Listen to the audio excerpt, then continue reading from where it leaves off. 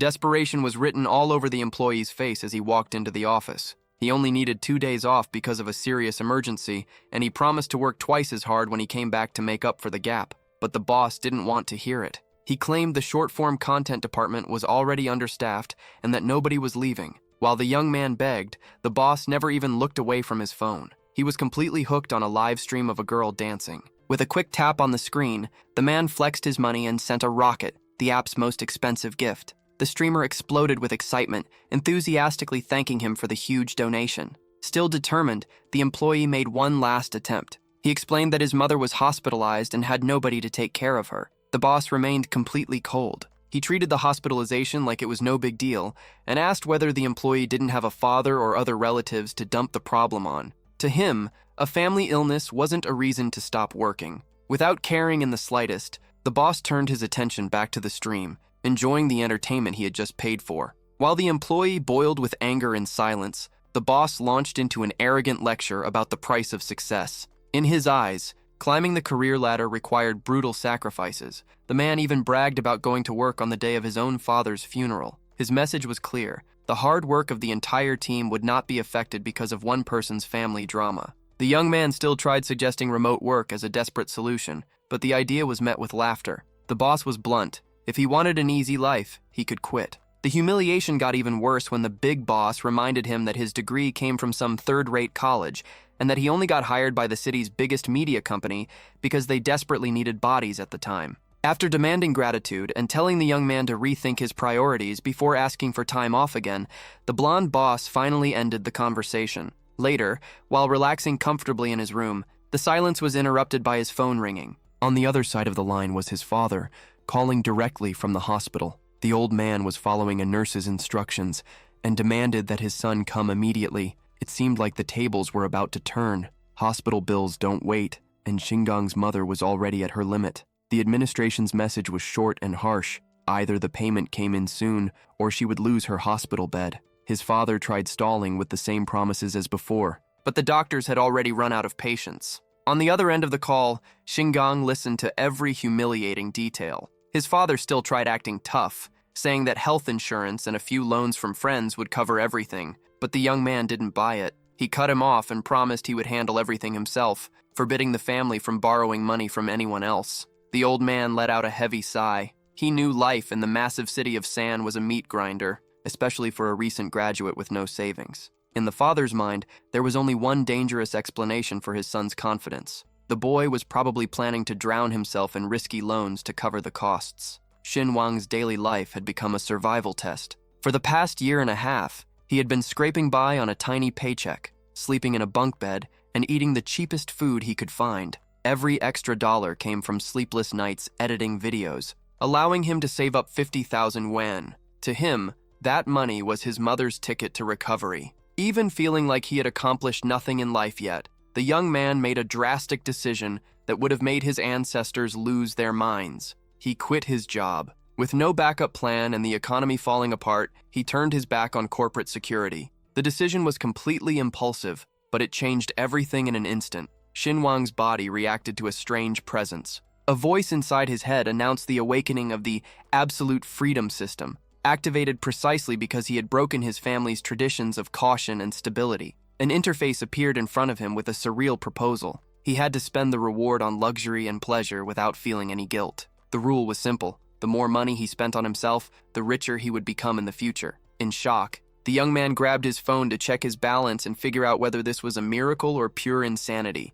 His phone vibrated. The message on the screen looked fake. More than 80,000 yuan had been deposited into Xin Wang's bank account. Stunned, he assumed it was a scam, but a second notification confirmed the transfer. That ridiculous amount of money, enough to make his old monthly salary of 5,000 yuan look like pocket change, was real. The theory was confirmed. Quitting his job had truly activated the so-called absolute freedom system. While he processed his new financial reality and how easily the system worked, someone suddenly appeared behind him. A sweet but unexpected female voice asked what he was thinking about. When he turned around, he came face to face with Guyan. She wasn't just some random girl. She was the famous blogger with 8 million followers, known for her singing and dancing live streams. Her beauty hit him like a punch. Xin Wang instantly blushed. Completely flustered, and couldn't process a single thing she said about plans for the next live stream. Noticing his reaction, Gon stepped even closer, teasing him over how distracted he obviously was.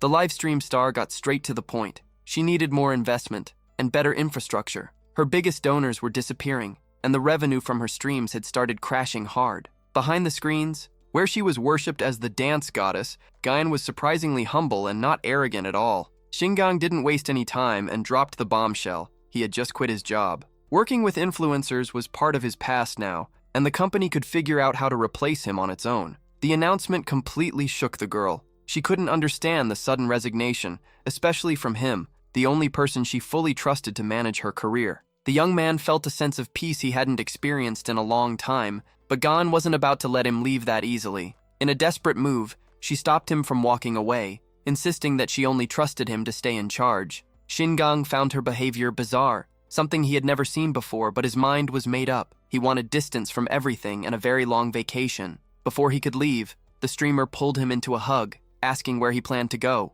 Her fear was real. She didn't want to lose her best talent to a competitor. Gayan was clearly nervous. The idea of getting a new manager made her uneasy. She tried turning on the charm to keep Shingang around, but he wasn't falling for it anymore. The young man had already realized the system was his direct ticket to a multi-millionaire lifestyle, and he had no intention of wasting his time being anyone's subordinate again. While the blonde got herself ready, Shingang suddenly threw out a sharp comment. He said her nose looked crooked. The words hit like a truck. Gon froze in embarrassment and rushed to the mirror, desperately trying to spot the flaw before her live stream started. Then came a surprise notification from the system. Because he refused to flatter the girl, he was rewarded with 23,000 yuan. Seeing his balance jump to 162,000, Shingang burst out laughing. He had finally figured out the logic. Absolute freedom came from being authentic and refusing to act like a pushover. Even shaken, the streamer thanked him for being honest and got ready for the show. Since Shingang was already on his way out, the streamer decided not to push any further. She accepted the situation with a calmness that surprised him. He had expected a huge meltdown after the nose comment, but the blonde kept her composure. While watching her live stream, the young man even started wondering if all that kindness was just an act. Guyan strengthened the bond between them, and as a thank you for all the time they had worked together, invited him out for a farewell dinner. She even offered to help if he had trouble finding a new job. Shingang realized she was genuinely worried about his future, probably because she knew his resume wasn't exactly impressive. Feeling a little awkward, he tried offering to pay for dinner, but she quickly brought him back to reality. His salary had always been low and he needed to save money. She insisted on paying for everything as one final thank you, treating him with a level of care he barely recognized. Without dragging things out, the young man said he already had everything packed and ready to go, and that they would talk later. Beaming, he walked through the door, feeling the weight lift off his shoulders. Now, the world was his, and freedom felt absolute. Back in the day, Shingang's life revolved around counting every penny spent on transportation. He either walked or took the bus, and even splitting a taxi fare with someone felt like an outrageous luxury he rarely allowed himself. But those days of barely scraping by were over. Determined to treat himself to something worthy of his new reality, he ignored the prices and booked the most expensive ride on the app. Less than 3 minutes later, an intimidating Porsche Cayenne pulled up in front of him. The sharply dressed driver announced that his luxury ride had arrived and opened the door, treating him like a true VIP. The growl of the engine and the aggressive design of the car were hypnotizing. Shingang remembered all the times he hesitated to call even a regular ride, especially after midnight when there was nobody left to split the fare with. But things were different now. The system picked up on that feeling of extravagance and rewarded him for spending without fear, validating his new identity as someone who no longer checked price tags. Ignoring the ride cost paid off immediately. The system deposited another 50,000 yuan into Shingang's account. Feeling the raw power of the Porsche engine, he instructed the driver to stop in front of his usual pancake shop. Stepping out of a luxury SUV felt addictive, and the young man savored every second of his new reality. As soon as he walked in, the lady at the counter started preparing his usual order. A basic pancake with no egg and no meat, the cheapest option for someone surviving on 5,000 yuan a month. Back then, spending more than 20 yuan a day on food had been impossible. But today, the rules had changed. With the grin of someone who had just leveled up in life, he placed an order that shocked the customers nearby. 2 servings of pure meat, none of that starch-filled stuff, plus 2 extra eggs. For only 15 yuan, he shattered his old spending limit and instantly became the center of attention. As he ate, Shingang could feel the weight of everyone's envy, savoring not just the meat but the taste of financial victory.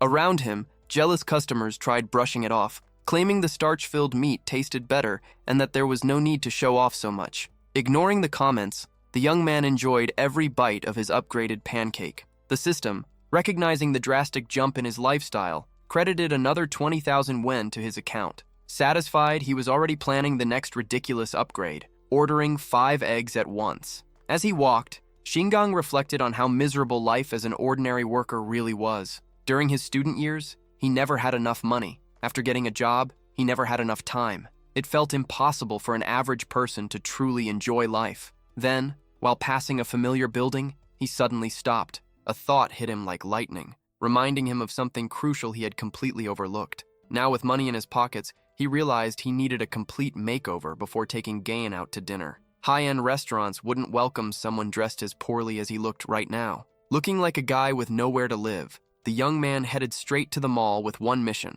rebuild his wardrobe and buy the most expensive clothes he could find. As soon as he entered the mall, the young man felt like he had stepped onto another planet. The place smelled faintly of oranges and was filled with English signs he could barely understand. He even looked around for familiar brands like Adidas, but couldn't find anything. Everything there radiated a level of luxury completely foreign to him. Suddenly, Shingang stopped and burst out laughing after remembering he was no longer some broke guy who needed to feel out of place. Determined, he stood in front of the massive Louis Vuitton store. 2 employees noticed him, but the manager, carrying the look of someone who judged every little detail, had already finished scanning his target from head to toe. In the manager's eyes, the diagnosis was obvious: complete poverty. Messy hair, an old backpack, a cheap 500 yuan phone, bargain store clothes, and shoes practically falling apart. Nobody even bothered approaching him, treating him like he was invisible, or worse, an intruder. Feeling the disrespect in the air, Shingang burned with frustration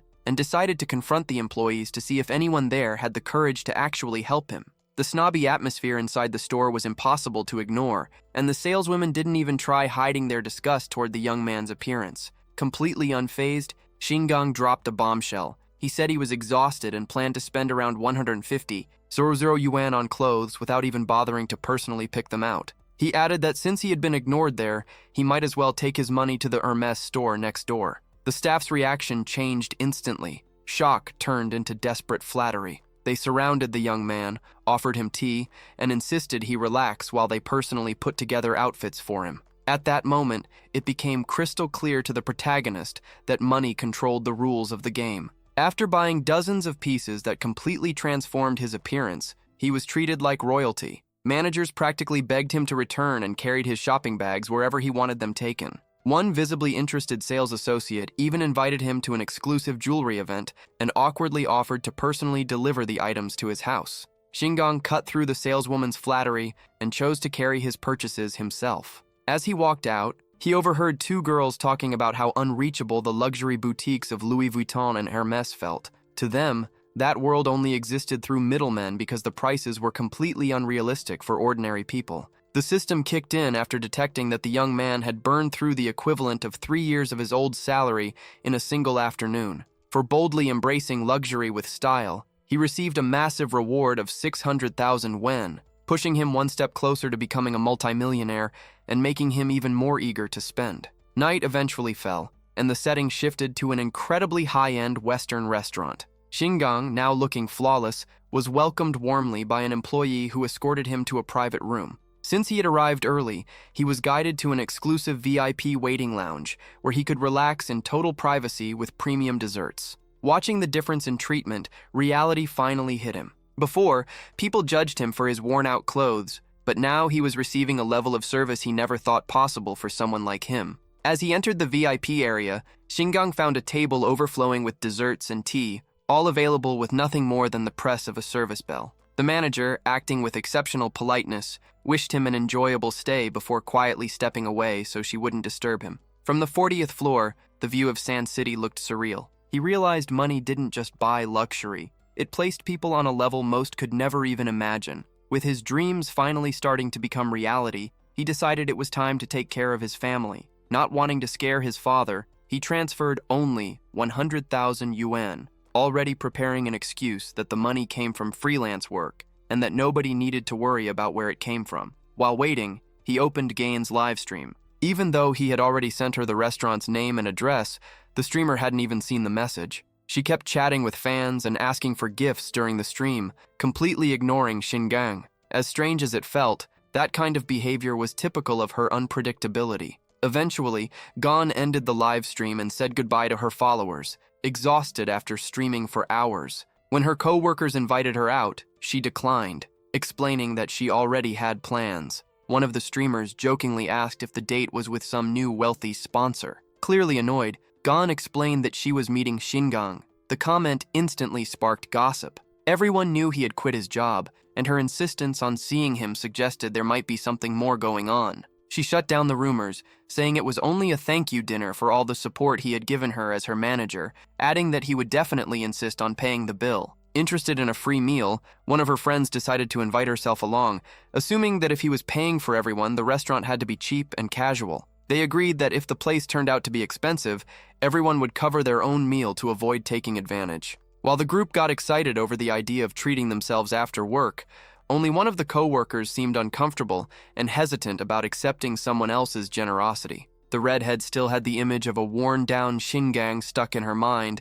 a guy who couldn't even afford an extra egg with dinner. Completely unaware of those thoughts, Gon mentioned she needed to remove her makeup and told everyone to meet in the parking lot in 10 minutes. When they got there, the girls were stunned by the luxury car parked nearby. They couldn't understand how Gon could afford something like that, especially with the advertising market struggling. The streamer simply shrugged and said the secret was dancing herself to exhaustion during live streams, something her friends thought sounded way too exhausting. While one of them daydreamed about being discovered by a rich, kind-hearted fan, the more realistic friend quickly shut the fantasy down, saying it was incredibly rare to find a sponsor who didn't flirt with every girl around. The mood shifted completely when Gon finally checked the address Shingang had sent. The shock hit instantly. She had never expected an invitation to a place that luxurious. One of the friends, assuming it was some cheap, sketchy place, tried to make fun of it, but instantly went silent the moment she heard the restaurant's name, Lingua, located inside the iconic Chinsan building.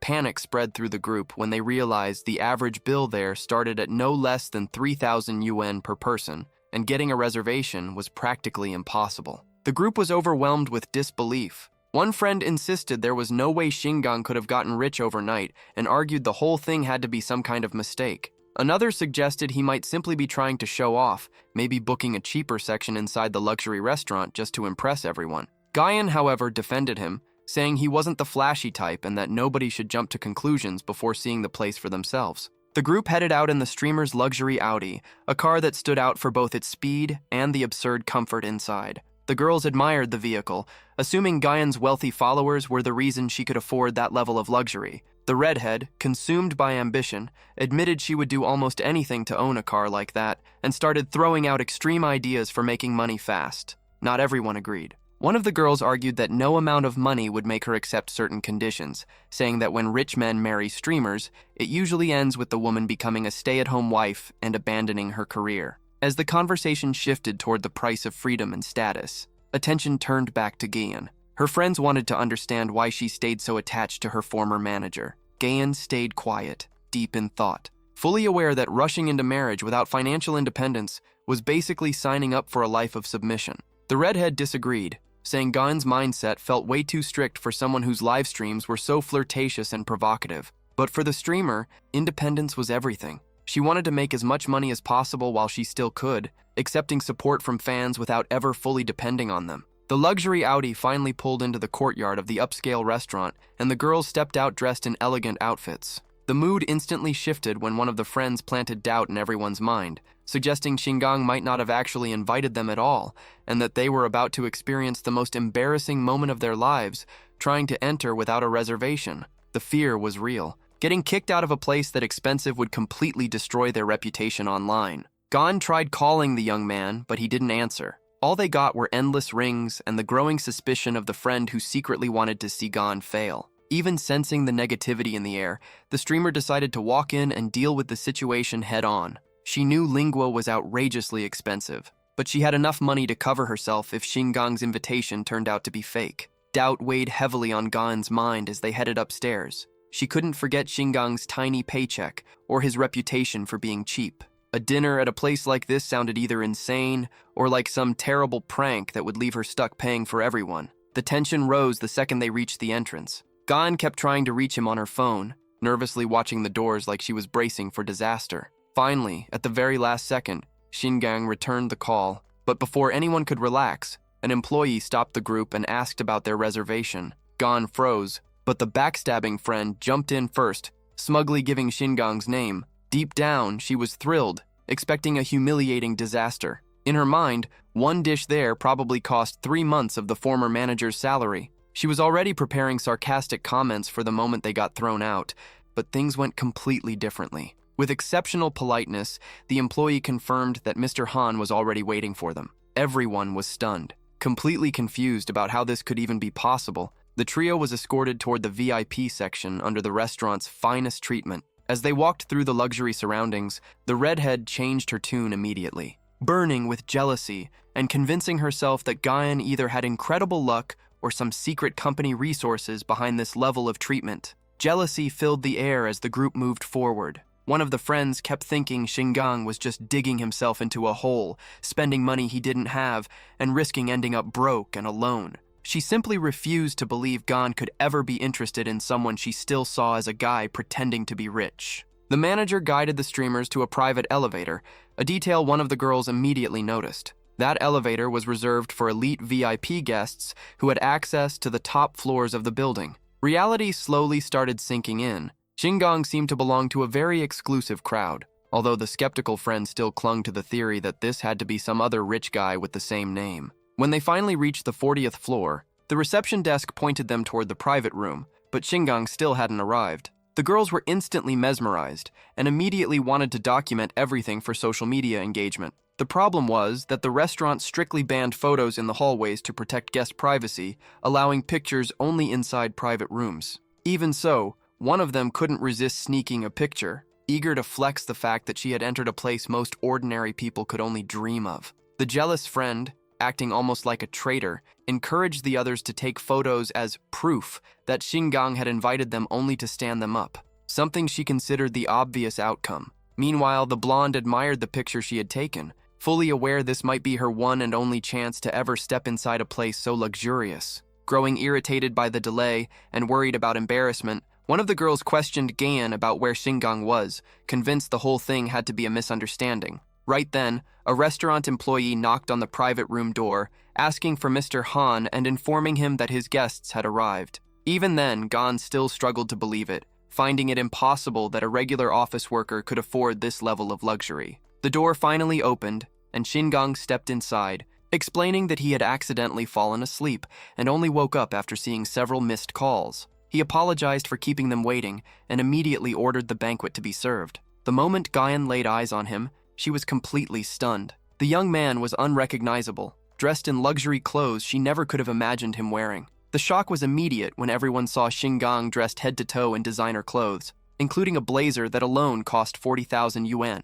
One of the girls, practically burning with jealousy, recognized that he was wearing Louis Vuitton's latest collection and instantly concluded that the young man had to be some second-generation heir, secretly hiding his fortune. She couldn't wrap her head around how lucky Gan was to have landed such a low-key rich guy. Still a little groggy from sleep, Xingang greeted Zhang Qing and asked for the redhead's name, learning that she was called Sinuo. He apologized for seeming mentally scattered, quietly noticing that without internet filters, her appearance looked pretty different from what he had imagined. Trying to keep her composure, Sinuo awkwardly explained that she was just wearing lighter makeup than usual, though she couldn't hide her nervousness as she bit her lip. Gan stepped in, explaining that her co-workers had invited themselves along after work and asked if he minded them joining dinner. Before he could even answer, an army of waiters arrived carrying an extravagant feast filled with outrageously expensive dishes that left the girls speechless. The display of luxury was so extreme that even Guyan started questioning whether this was the same man who used to split every expense down to the last penny, while the others fully convinced themselves he had finally quit his normal job to claim some massive family inheritance. The situation left the young woman speechless, her face completely red with embarrassment. Staring at an insanely expensive marbled steak and glasses of wine, she struggled to believe such tiny portions of meat could cost so much, no matter how delicious they looked. Lobsters and premium cuts filled the table, turning the meal into something that felt straight out of a fantasy. Taking advantage of the luxurious setting, Sangchin King asked for permission to capture the moment. Shingang didn't mind and gave the green light, letting them take pictures and post everything online to flex the unforgettable dinner. While camera flashes kept going off, Sinuo quietly tried to process reality, feeling like there had to be some huge mystery behind all of this. She reflected on how Guyan and Shingang's relationship had always been strictly professional. Outside of work, they barely spoke, even though he had played a major role in successful marketing campaigns in the past. Meanwhile, Gon sat there in total disbelief, remembering how not long ago Shingang had been so broke that he hunted for discount links just to afford taxi rides or train tickets. The only explanation left in her mind was that her friend had secretly been a billionaire heir all along, living an absurdly simple and practical lifestyle. Gain's theory was that maybe he expected her to pay the bill just to test whether she truly believed he was rich. Completely ignoring formalities, Shingang called over a waitress and asked for something simpler, something that would actually fill him up. His straightforward attitude impressed Shin King, especially because she hated leaving expensive dinners still feeling hungry from tiny portions. The employee suggested elegant dishes like ribs and caviar sauce, but the young man thought everything sounded bland and lifeless. He wanted real food, cooked over high heat, and demanded generous portions of crab, beef, and imported lamb, all cut into rough, hearty pieces. The girls had never seen someone place such rough orders at a luxury restaurant, and opinions instantly split. To Sinuo, it was ridiculous. She couldn't understand why anyone would go to a French restaurant only to ask for what sounded like street food, and she started leaning toward the idea that he was more scammer than heir. Completely unfazed, Shingang also ordered grilled kidneys and skewers. Desperate to satisfy such an important guest, the waitress rushed to the kitchen. She later returned looking horrified, apologizing profusely because the chefs had taken offense to the off-menu requests and refused to prepare the dishes that way. Without losing confidence, the young man demanded to speak with the manager and complained about the menu. The atmosphere instantly grew tense as the manager arrived and, with visible discomfort, explained that the restaurant strictly followed French culinary traditions. Internally, Sinuo celebrated, convinced the country bumpkin was finally about to be put in his place for asking for barbecue in such an upscale environment. Then came the twist. The protagonist casually offered an outrageous deal, 300,000 yen for the grilled skewers and kidneys, plus another 50,000 as a tip if the food actually tasted good.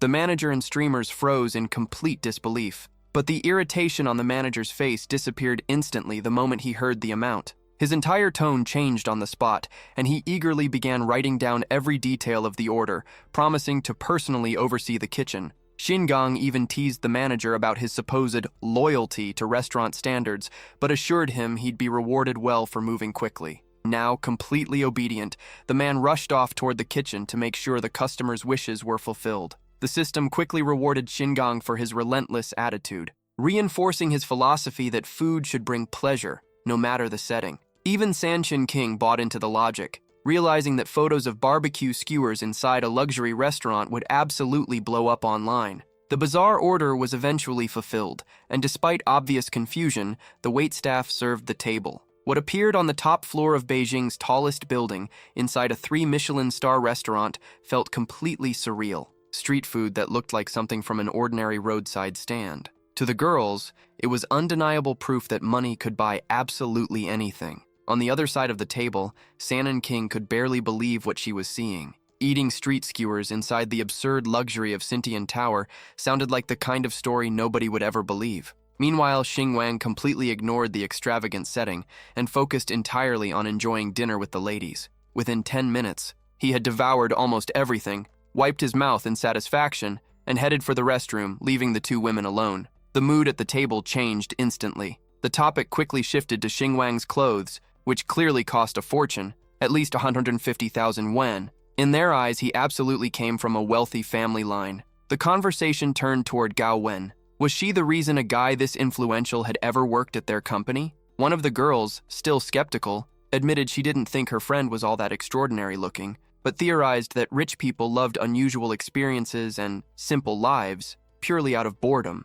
Kusinuo's curiosity shot through the roof. She wanted to know whether Gao Wen was hiding some kind of secret, or if she genuinely had no interest in the guy. Meanwhile, the blonde's heart raced at the thought of being pursued by someone capable of blowing tens of thousands of yuan on a single dinner. What felt strange to her was how calm Gao Wen seemed, acting as if this kind of thing happened all the time. When questioned about the kebabs and her friend's sudden fortune, Gao Wen simply shrugged. To her, Xingwang had always been nothing more than the hard-working co-worker, the quiet guy who stayed late, worked overtime, and tried to be the perfect employee. There had never seemed to be a hidden millionaire beneath the surface. A wave of suspicion settled over the group. San Jinqing floated the idea that the whole thing might be fake. After all, the world was full of scammers pretending to be rich to impress women at expensive dinners. Convinced Xingwang was just an incredibly convincing actor, one of the friends decided they needed to test whether his bank account was actually real, even if Gao Wen didn't think it was necessary. In the end, the plan to test their host's finances got shut down.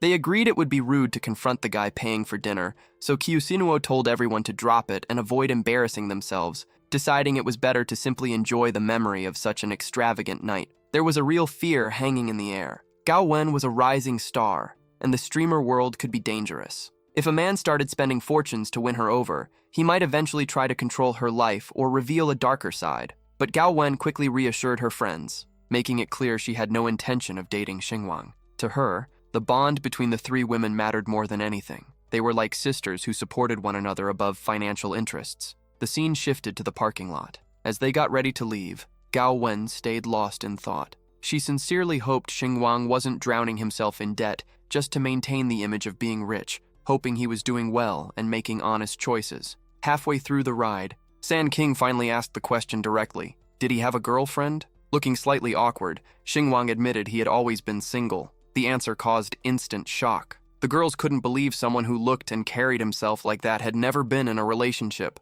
He explained that his life had been a non-stop cycle of work and extreme budgeting, saving every penny of his paycheck with no time to actually live. Just thinking about his old job made Xingwang visibly tense. The trauma was obvious. He genuinely felt like a failure because of everything he had gone through. Trying to lighten the mood, one of the girls pointed out that it was still early, only around 9 at night. The suggestion came immediately: keep the night going at a nightclub. Even if she didn't have the same money as some people they knew, she insisted she knew the perfect place and offered to pay for the group's drinks. The idea of going somewhere packed with influencers and celebrities immediately caught the protagonist's attention. He saw it as an opportunity to network and learn, so he accepted the invitation without hesitation. The destination, the hottest club in the city. The atmosphere in the car felt weird during the drive. While driving, Xingwang seemed strangely out of place, and Gao Wen sat in heavy silence, clearly bothered by something. Completely unaware of the tension, the young man was busy making ambitious plans in his head.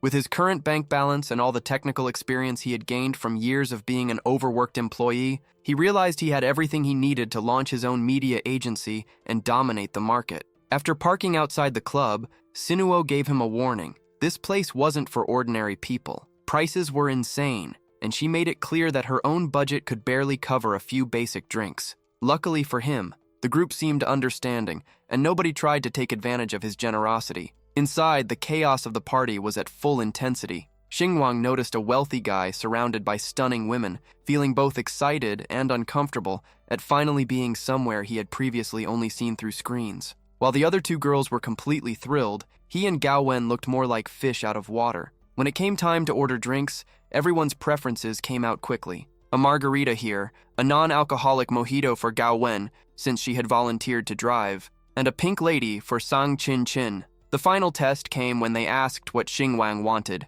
To the girls, his confused expression exposed the act. He looked like someone who had never stepped foot in a bar and had no clue how to read the menu. Distracted by the flashing lights and loud music, he drifted into his own thoughts and had to ask them to repeat the question before responding with a simple gesture. As far as Xingwang was concerned, the menu didn't matter. He left the choice completely up to them. Taking advantage of the opportunity, Kay ordered a Long Island iced tea, a notoriously strong mix. The intention was obvious. Sang immediately realized the plan was to get the young man tipsy enough to loosen up and reveal who he really was. In the end, nobody seemed too worried about drunkenness anyway, since the whole point of the night was to let loose. Between drinks, the name Dennis came up, a famous bartender known for flawless, outrageously expensive cocktails. The idea of trying one of his elite drinks created tension. Gao Wen tried to stop her friend, thinking the request crossed a line, but she got ignored. In the group's mind, If Xingwang wanted to keep up the image of being some wealthy heir, then he would have to pay the price, literally. Meanwhile, the protagonist's mind was somewhere else entirely. He was scanning the room for famous streamers, mentally calculating how much capital he still needed to secure powerful partnerships. He was so focused that he didn't even notice Kusunuo approaching him at first, which instantly annoyed her. When he finally snapped back to reality, he accepted her suggestion, a dice game to liven up the table. But the challenge came with a bold condition. If Xingwang lost, he would have to hand over part of his designer clothes or immediately pay 10,000 wen. The proposal sounded so ridiculous to him that his only response was an amused laugh. Leaning closer to Kinuo, he calmly reminded her, almost as a warning, not to forget where he came from and everything he had experienced back at the company. Xingwang played it straight. He knew everyone's history at the company, including all of her tricks. He knew the girl was a monster at dice, and that nobody there stood a chance in a fair game. Her plan was obvious: bleed him dry for easy money. In her mind,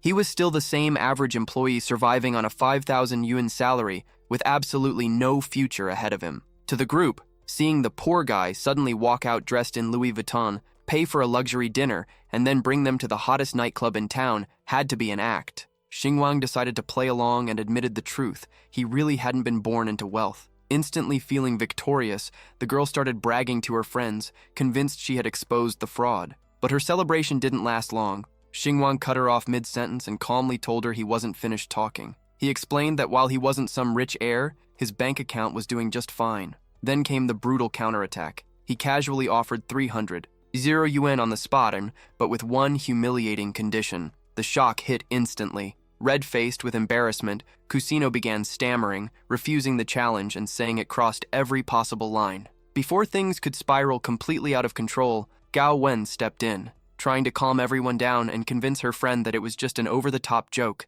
and everyone should sit back down and relax. Deep down, though, doubt lingered in the air. Nobody there actually believed this guy had 300,000 yuan to casually throw away on something that insane. Without hesitating, Xingwang delivered the checkmate. He stood up and announced to the entire VIP section that the tab was officially open. He declared that he would spend 300,000 wen on drinks for everyone in the room. Holding his card in the air, he guaranteed the party was on him. Seconds later, a club employee confirmed the impossible. The payment had gone through, and the money was already in the venue's account. The place erupted. An excited crowd surrounded the young man, showering him with gratitude, unable to believe someone so generous had been sitting among them the whole time. For the outrageous spending and fearless flex, the system rewarded him with another 66 million yuan, somehow making the whole moment even more profitable. While the chaos of celebration exploded around him, Kusunuo sat frozen. Xingwang knew she had always looked down on him for being poor, but her respect meant absolutely nothing to him. In his eyes, people who only moved for money were no better than insects. He had proven that those who lived by money could also be crushed by it. Completely speechless and humiliated, the girl shrank into her seat in total silence. The awkwardness spread through the other girls at the table, forcing them to rethink everything they thought they knew about him. Eventually, the pressure became too much. The streamer suddenly stood up, making up some excuse about plans for the rest of the night before practically running away, clearly devastated and barely holding back tears. Watching his rival's desperate escape, the young man simply sat there and observed the aftermath of his financial knockout. As things finally calmed down, San and King suggested the group take advantage of the open bar now that the ridiculous tab had already been covered. But the peace didn't last long. A flashy-looking girl suddenly appeared and, after recognizing Gao Wen, immediately started throwing insults. With a mocking smile, she sarcastically asked if Gao's live stream had been a total disaster and whether she was drowning her sorrows in alcohol. The intruder didn't stop there. Acting completely shamelessly, she claimed Gao Wen's popularity was falling off fast and that it no longer made sense for her to keep acting like some big star. In her eyes, Gao was nothing more than someone obsessed with bragging about her looks, now weakened and on the verge of becoming irrelevant. Gao Wen tried shutting the conversation down quickly, saying it was none of anyone's business, while Xingwang quietly watched, clearly annoyed by the woman's disrespect. Without being invited, the newcomer pulled up a chair, immediately seeing the perfect opportunity for content. She started a live stream on the spot, announcing to her followers that she had just run into the famous Gao Wen. Realizing her rival didn't want any part of the conversation, the streamer turned to her audience and encouraged them to pressure Gao into joining the live stream. The rivalry heated up even more when one of the girl's biggest donors promised to send a storm of expensive virtual gifts, rockets, to push her past Gao Wen in the rankings and claim the #1 spot on the platform. Right in the middle of the tension, Gao Wen's phone rang. It was an urgent call from her manager, forcing her to step away from the table for a moment. The order from management was simple: no breaks. He demanded Gao start streaming immediately to capitalize on the surge of new followers, completely ignoring the fact that she was supposed to be enjoying her night off. Since the company had already paid to feature her channel on the app's front page, she had no choice. Despite being exhausted, Gao turned to face her rival head-on. The cocky streamer tried intimidating her, but the protagonist accepted the challenge without hesitation. The two set up tripods and launched into a dance battle for the viewers. Gao Wen was technically superior and looked absolutely stunning, but something felt off. The game was being manipulated behind the scenes. San Chin Chin noticed the problem almost immediately. A flood of rocket gifts kept pouring in, but every single one was somehow landing in the rival's account. The provocateur laughed smugly, feeling victorious while rumors started spreading in the chat. Viewers began claiming Gao Wen probably relied on filters and editing software at home because, live and in person, she seemed to be losing. Xingwang opened the livestream and watched the rankings shift in real time. They were about to crown a new #1 based on a rigged game. He instantly realized what was happening and decided it was time to step in. The next second, the app practically froze. A legendary gift appeared on screen, the most expensive item on the platform. Gao Wen's eyes widened as the alert flashed across her display. Big Brother had entered the fight. With a grateful smile, she formed a heart with her hands toward the camera. Gao Wen wasted no time thanking the mysterious donor. That single moment of gratitude opened the floodgates. An avalanche of gifts began pouring into her account, turning her exhaustion into pure adrenaline and excitement. On the other side, the pink-haired rival was furious. She had thought victory was guaranteed, but she never expected a hidden whale to be lurking inside Gao Wen's stream. The mood in the comments shifted instantly. Viewers began clowning on the provocateur, saying she was just throwing money away now that Gao Wen's victory seemed inevitable. Completely stunned, the rival watched as Gao celebrated every new missile gift flooding in. Behind the scenes, the system was hard at work. Xingwang was the one responsible for the financial massacre. For spending so aggressively and showing off without hesitation, he earned another 5 million yuan bonus from the system. The whole thing felt so absurd that even Xingwang's friends started theorizing that some rich kid must have gotten a hold of their parents' phone and was randomly pressing buttons. Nobody had the slightest suspicion that the mastermind behind the chaos was sitting at the same table. Gao Wen, despite being blown away by the mountain of donations, was running on fumes and could barely string together complete sentences. The commotion caught the attention of Sui, a diamond-level donor who didn't like seeing the spotlight drift away from his favorite streamer. Trying to take back control, he started pouring serious money into the rival's livestream as well. Seeing the support arrive, the bold streamer even promised private exclusive videos to her sponsor. To her, any sacrifice was worth it if it meant staying on top and rewarding the person funding her success. The desperate attempt to surpass Gao Wen only made Xingwang laugh. For the first time, the game actually felt interesting. Meanwhile, even though she was exhausted, Gao Wen kept dancing. The adrenaline rush of watching her bank account explode during a single live stream mattered more than how tired she felt. What happened next became legendary. Big Brother unleashed an absurd streak of 500 missiles all at once. The system, practically stunned by that level of flexing, officially crowned Xingwang as Gao Wen's biggest donor in history and rewarded him with another 10 million yuan bonus. The victory was absolutely crushing. Beaming with gratitude, the girl kept thanking her #1 supporter over and over, completely unaware that the financial destruction was nowhere near finished. Another 1,000 rockets blasted across the screen moments later. For Xingwang, it was basically an infinite money loop. The more he burned through on the livestream, the more cash the system poured back into his account. He pocketed another 10 million yuan reward, while Gao Wen, genuinely worried about how hard someone would have to work to earn that kind of money, begged him to stop spending on her. After wrapping up the dance battle, viewers in the comments lost their minds, praising the streamer for her humility and genuine character. On the other side, Sui realized he had basically thrown millions into a fire. Gao Wen had walked away with all the glory, breaking viewership and revenue records bigger than even the platform's top creators could dream of. In the middle of millions of viewers losing their minds, the actual person behind everything simply yawned, bored, making no effort to reveal he was the mastermind pulling the strings. Eventually, exhaustion hit, and Xinguang decided it was time to call it a night. Before leaving, he threw the rival an ironic little wave goodbye, telling her not to feel too bad because, in his opinion, she had worked hard and at least managed to get support from a few smaller donors.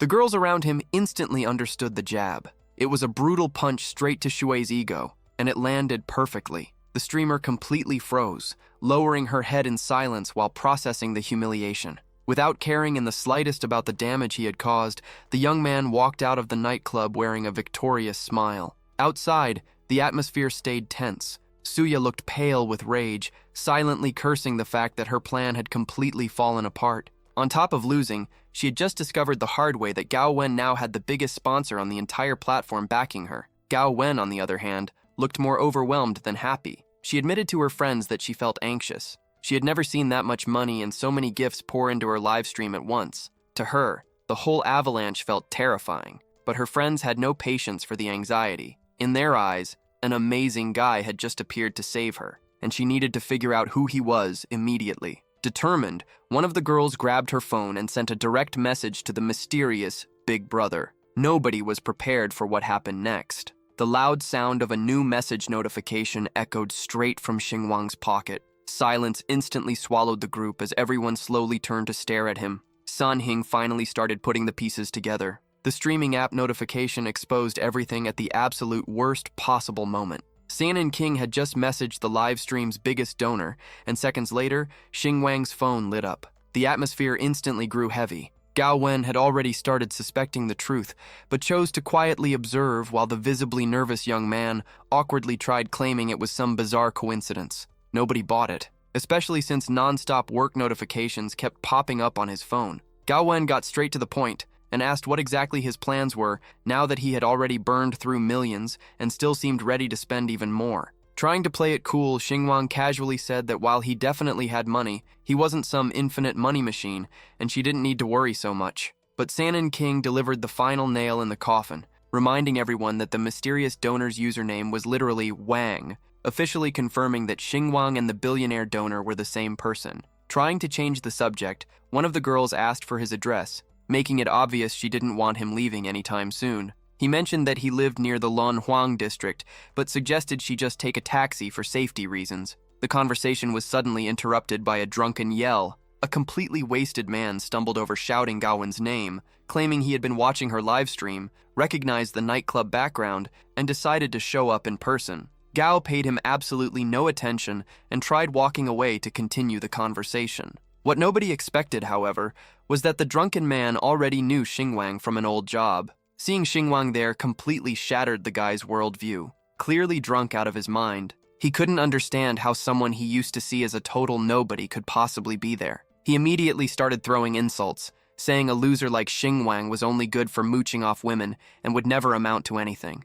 Gao Wen wasn't about to let it slide and immediately shut down the prejudice. She firmly stated that she trusted the young man completely, reminding everyone that he had not only invited her to dinner, but had also covered the bill for everyone at the nightclub. The statement completely threw the drunk guy off balance, but he quickly burst into mocking laughter. To him, it sounded like a fairy tale. There was no way some unemployed loser could afford that kind of luxury. The man kept attacking, claiming Xinguang was a professional liar who manipulated girls just to look important. That was when the green-eyed girl jumped into the argument to confirm the truth. Xinguang really had paid for everyone's expenses that night. Furious, the aggressor snapped at Sanin King to shut up, brushing her off by saying her fan base was tiny and packed with fake accounts anyway. The insult hit Sanin's pride hard, leaving her furious at the guy's audacity. But the harsh reality was that this whole circle of opportunists burned through fortunes just to inflate numbers and fake relevance they didn't actually have, spending their days focused on cosmetics, appearances, and empty popularity. The company itself saw Sanin King as dead weight, and the manager didn't bother hiding his frustration. In his eyes, she should follow Gao Wen's example, someone who had pulled in millions in a single performance. The guy even had the nerve to criticize her image, suggesting she change her style and stop acting untouchable if she wanted to succeed as a streamer. Then the creep turned his attention toward Gao Wen, trying to use the night's success as leverage. He proposed that if she followed his instructions and agreed to certain conditions, he could finally secure a promotion with the boss and get her onto television. The harassment became painfully obvious when he reached out his hand and implied that Gao Wen could have everything she ever wanted if she just spent one night with him. Xingguang, who had been silently watching everything unfold, finally had enough. Before the man could even touch her, the protagonist stepped in sharply, shoving the creep's hand away and demanding respect. Furious at being interrupted, the manager snarled insults, calling Xingguang a loser and mocking his pathetic attempt to play hero.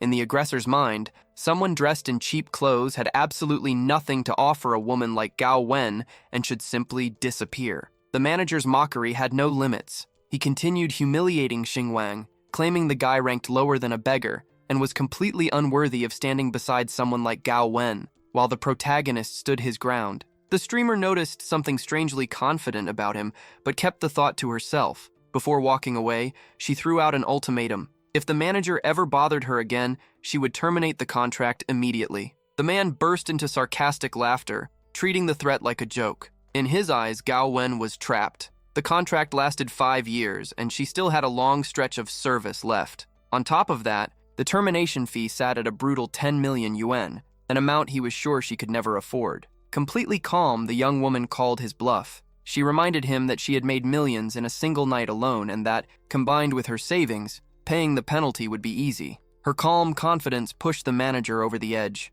Out of financial arguments, he resorted to vicious insults, degrading streamers and comparing influencers to luxury escorts, pretending to be innocent for the right price. Finally, the villain showed his ugliest side. He openly admitted that even if Gao Wen paid the fee, the company still wouldn't let her go. Nobody would willingly give up a golden goose that easily. He even threatened to use the boss's influence to have her blacklisted, making sure no agency would ever hire her again if she tried to leave. Fear immediately washed over Gao Wen. The warning was clear. Leaving the company could mean the end of her career and complete exile from the industry. Seeing his friend visibly shaken, Xingguang stepped in with absolute confidence. He told her that if she wasn't welcome there anymore, then she should just leave, because he already had a plan. The protagonist revealed that he was preparing to buy Meow Media and give her a brand new professional home. Not only would Gao Wen be free to leave, but the manager himself would also be fired the moment the deal went through. The revelation completely froze the villain for a second. The idea that this so-called loser could buy a company that size sounded completely ridiculous. Trying to keep up his superior attitude, the manager even shoved Xingguang mockingly, laughing and saying he couldn't wait to watch the pathetic purchase attempt fail. Before storming off, the guy spat on the ground in frustration, convinced the whole thing was just some cheap bluff to impress women. Meanwhile, reality started crashing down around San and King. She broke down after realizing her so-called successful life had been built on a complete lie. The truth hurt. Almost all of her followers were bought bots, and real audiences barely even knew who she was. As the fake image she had built started collapsing, the streamer burst into tears. She mourned the loss of constant attention and the gifts from fake wealthy admirers, unable to accept that everything she believed in was falling apart. The truth finally came out. The astronomical donations had been staged by the agency itself to inflate numbers and fake popularity. Panic consumed the girl as she realized her fame was nothing more than a house of cards and that her success had never truly been real. Trying to stop her friend from completely spiraling, another girl argued that people still genuinely cared about her makeup content and that the manager's threats were nothing more than psychological manipulation tactics. Xingguang watched everything from the sidelines, choosing not to interfere and instead letting Gao Wen handle things on her own. Grateful for the support, Gao Wen thanked him for stepping in and thanked her friend for opening her eyes to Suya's true nature. Still shaken, Sang Qinqing brushed off the gratitude, saying the only thing she had really done was expose how much Sui looked down on everyone around him. Sang's anger finally boiled over, and she started shouting that the manager was human trash who ruined lives for fun. Once she calmed down, she walked over to the protagonist to thank him personally, but jokingly asked him not to go quite so nuclear next time, considering she and the manager were technically still co-workers. Xingguang laughed, admitting he didn't regret a thing. He genuinely hated the guy and had simply taken the chance to finally say everything he had been holding back. The young man's honesty made Gao Wen laugh, especially since the resentment toward the manager was clearly mutual. Despite all the uncertainty about the future, she sincerely wished for Xingguang's path to be filled with success and glory. As they said goodbye, the young man, slightly awkward about the emotional moment, shook her hand and returned the sentiment, confidently saying that both of their futures would be bright. With the conversation over, the internet star drove away in her luxury car, leaving the night behind. Reality only truly hit Xinguang after the noise from the live streams finally died down. He had been so focused on the endless flood of donations and virtual rockets that he hadn't even processed the final balance. The moment he checked the notifications, the shock nearly stopped him cold. He now owned a fortune big enough to support generations. Millionaire status wasn't just a fantasy anymore. It was real, and pure excitement rushed through him. With his life completely transformed, the young man decided it was finally time to head home. His original plan had been to take the train, but his new lifestyle demanded something faster. Looking up flights, he felt the weight of the prices. Back in the day, even spending 300 yuan on an express train felt extravagant. Still, he didn't hold back and booked a first-class seat for 4,000 yuan. The flex paid off immediately, as the system rewarded him with a 10,000 yuan bonus for choosing luxury. The next morning, however, delivered a brutal reality check at the dorm. Violent pounding on the door shattered his sleep, accompanied by the landlady screaming about unpaid rent. Half awake and irritated, Xinguang covered his ears, unable to understand why she was causing such chaos when the payment wasn't even due for another week. It was barely 6 in the morning when the woman, completely out of patience, demanded that he stop pretending not to be home. Forced to leave the comfort of his bed, the young man dragged himself up. Walking toward the door, he called out to confirm he was there, fully prepared to question why she was demanding rent so early and so loudly. Complaining about being woken up, he cracked the door open, only to be met with a lecture. The landlady started ranting about how today's young people were lazy and needed babysitters just to remember their own bills. In her eyes, paying on time was the absolute bare minimum for any tenant. Tired of the lecture and wanting peace from the woman for the next several months, Xinguang grabbed his phone. In one quick motion, he scanned the QR code and paid an entire year's worth of rent all at once. The landlady completely froze when the Alipay notification popped up. 10,000 yuan had landed in her account instantly. While she stood there trying to process what had just happened, the young man simply yawned, acting like the amount was pocket change. Her shock only deepened when she realized he was usually the kind of tenant who paid at the absolute last minute. And now, on top of paying early, he had added an extra 400 yuan. With total indifference, Xinguang explained that the extra money was a silence fee to make sure she didn't knock on his door again for the next 12 months. Without giving her a chance to respond, he shut the door right in her face. Back in the room, he calculated that he still had 3 hours left to sleep before his 10 a.m. flight. His roommate watched the whole thing in disbelief, asking if he had somehow won the lottery, especially since he had also received 2 months of rent in advance thanks to Xinguang. But the protagonist barely heard him. He was already fast asleep again, now enjoying the peace of mind that came with officially being rich. The system, impressed by the audacity of paying for an entire year of housing and even tipping the landlady, rewarded his absolute calmness with yet another bonus. The news hit like lightning. The system had rewarded him with a cinematic mansion in Swan Bay, right in the heart of Sang City. Xinguang instantly lost all desire to sleep. He could barely process how spending what he considered a relatively small amount had unlocked something so absurd. Overnight, he had gone from living in a cramped dorm room to owning a massive luxury mansion. His roommate nearly entered a trance after hearing about the new property, desperately trying to understand how his friend had suddenly become rich enough to own a mansion. With no time to explain and abandoning any plans to go back to bed, Xinguang jumped up and got dressed with the speed of a ninja. Watching him fly around the room, the roommate asked why he was in such a rush. Already standing at the door, Xinguang shouted that he needed to get to the airport to visit his parents. His friend tried reminding him about luggage, but the protagonist didn't even look back, saying he was traveling with nothing but the clothes on his back. Meanwhile, things felt completely different at the hospital. Xinguang's parents sat in the waiting room, and his mother commented that their son should be arriving soon. His father proudly brought up the 100,000 yuan Xinguang had recently transferred, money they genuinely believed came from exhausting part-time jobs. For an honest man like him, seeing his son help the family through hard-earned money filled him with gratitude. Then, suddenly, the door opened. Xinguang stepped into the room, slightly out of breath and sweaty from rushing there, but smiling the moment he finally saw his mother again. His mother's face lit up the hospital room as soon as she saw him standing there. Already feeling better, she explained that although she had gone through surgery, the procedure had been simple and recovery was going smoothly. His father, however, couldn't hide his concern. He feared the surprise visit meant his son had skipped work or might even lose his job for disappearing without warning. Xinguang immediately reassured both of them, revealing that he had already quit and no longer had to worry about bosses. The news hit like a bomb. Worried, his parents wanted to understand what had driven him to leave his job. Even so, love came first. They reassured him that they fully supported him and believed someone as hardworking as him would quickly find something much better. Feeling that unconditional support lifted a massive weight from his heart. When the topic shifted to medical expenses, his father placed a hand on his shoulder and revealed unexpected news. He explained that he had borrowed money to cover the costs and intended to return the 100,000 yuan Xinguang had sent. In his father's eyes, his son was an adult now and would need that money to build his own future. Xinguang rejected the idea immediately. He insisted that the family keep the money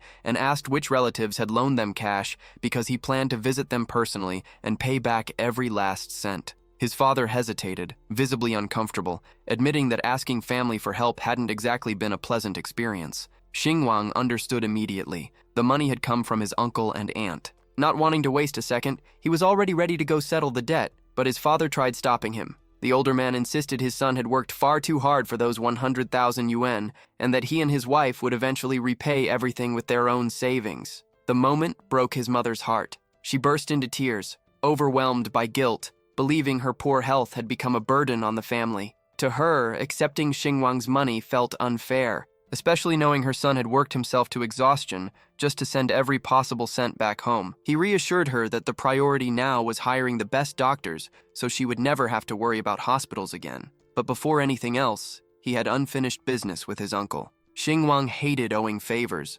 especially to family. Out on the street, he found a makeshift ride, a small motorcycle taxi. His destination was 32 Kutong Street. The trip felt like an endurance challenge. The bike flew over broken roads, and every pothole made his entire body protest the uncomfortable ride. The government's promise to rebuild the roads within 2 years had become a joke. The pavement was nothing but cracks, holes, and neglect. The driver explained the scam. A contractor showed up, tore apart what little road remained, pretended to level the ground, and disappeared with the money. Xinguang burned with anger, realizing that in a forgotten place like this, the law simply didn't exist and nobody bothered holding criminals accountable. Looking down, the young man felt a tightness in his chest, thinking about his parents' sacrifices. Even while living in this neglected place, they had somehow managed to raise him and make sure he got an education. When they finally stopped in front of his relative's house, the contrast hit him like a punch to the gut. His uncle lived in a massive mansion, while Xinguang's family squeezed into a tiny brick house 10 times smaller.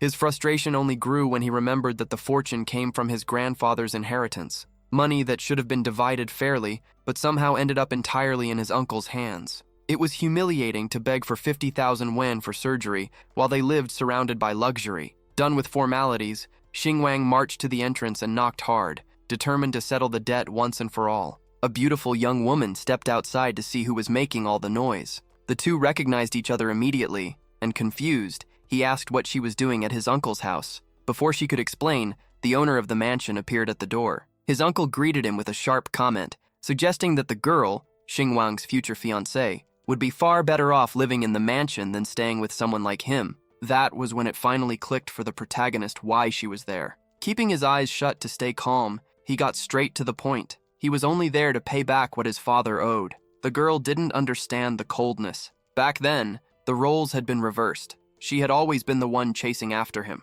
Sensing the tension, the uncle shut down any chance of reconnecting, treating his nephew like a nobody. With a mocking tone, the girl even bragged that country life was better than the city because people there could afford luxury brands like Nike and Adidas, while he looked like he barely had anything. Inside the house, Xinguang met an older man who greeted him with fake politeness, joking that he was now a big city man and must be making serious money since success came so easily in the metropolis. His uncle quickly brought the conversation back to reality, reminding everyone how the young man's father had practically begged for 50,000 yuan to pay for his wife's surgery. The mockery continued with comments about Xinguang's 5,000 yuan salary, saying it would be impossible to save anything earning that little. Tired of the performance, the protagonist cut through the laughter, making it clear he wasn't there to chat, he came to settle the debt. His uncle, wearing a cynical grin, told him to relax, saying poor families didn't need to rush, though he made sure to mention that every extra day meant heavy interest.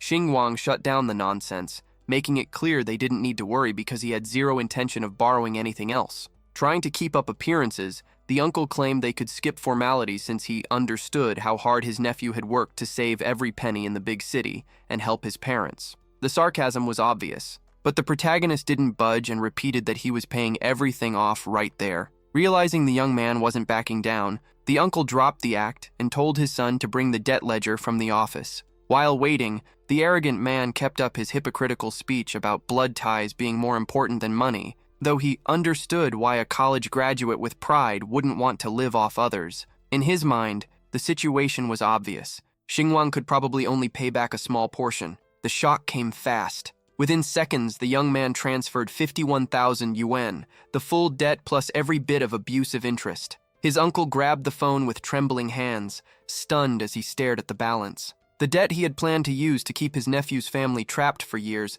had vanished in an instant. When asked how he had managed to get so much money, Xinguang only smirked dismissively while heading for the door, casually remarking that in the big city, that amount barely counted as pocket change. Trying to salvage what was left of his pride, the uncle turned and shouted at his own son to work harder so he wouldn't end up humiliated, while the red-haired girl stood there silently, struggling to process that the poor loser she had looked down on now had the power to flip the entire situation. The girl rushed after him and started rambling about the future, saying they would soon be family and there was no reason to hold grudges or act like strangers. She appealed to their childhood memories, reminding him that they grew up together, but then made sure to throw in a preemptive rejection. She said she knew he liked her, but she only ever saw him as a younger brother. In her mind, any romantic feelings now would be scandalous and completely inappropriate. Xinguang listened with an expression of pure disbelief at the audacity. Turning to her with an ironic smile, he asked if she genuinely thought she was still important enough for him to care.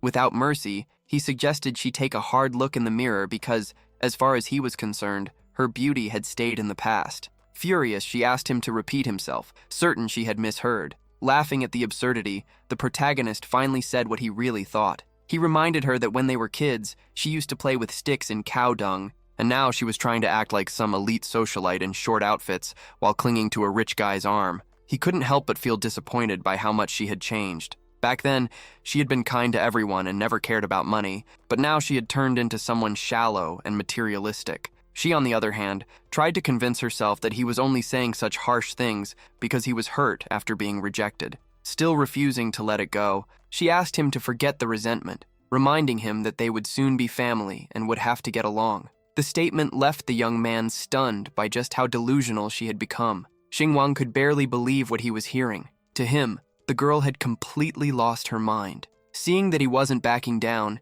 she doubled down and claimed his uncle was the perfect example of success, while the protagonist, in comparison, was a complete nobody. Speaking with obvious superiority, she mocked all of his hard work, saying it made no sense to struggle so much for pocket change, especially when he wasn't even working in the field he had graduated in. Her arrogance finally crossed the line when she started mocking Xinguang's mother being hospitalized. She scoffed at the cost of the surgery, treating 50,000 yuan like an impossible fortune for someone like him. He cut her off immediately, telling her to stop pretending she was some kind of princess when, in reality, she was nothing more than a frog trying way too hard to stand out. He gave her one final warning: save the pride for someone who actually cared, because he wasn't falling for that act anymore. Furious and suddenly speechless, the redhead stood there in silence while Xinguang remained calm and firm. He admitted that while he didn't flaunt wealth like his uncle, his willingness to work hard was what would take him far in life. In that moment of honesty, the system stepped in and praised the young man's mindset.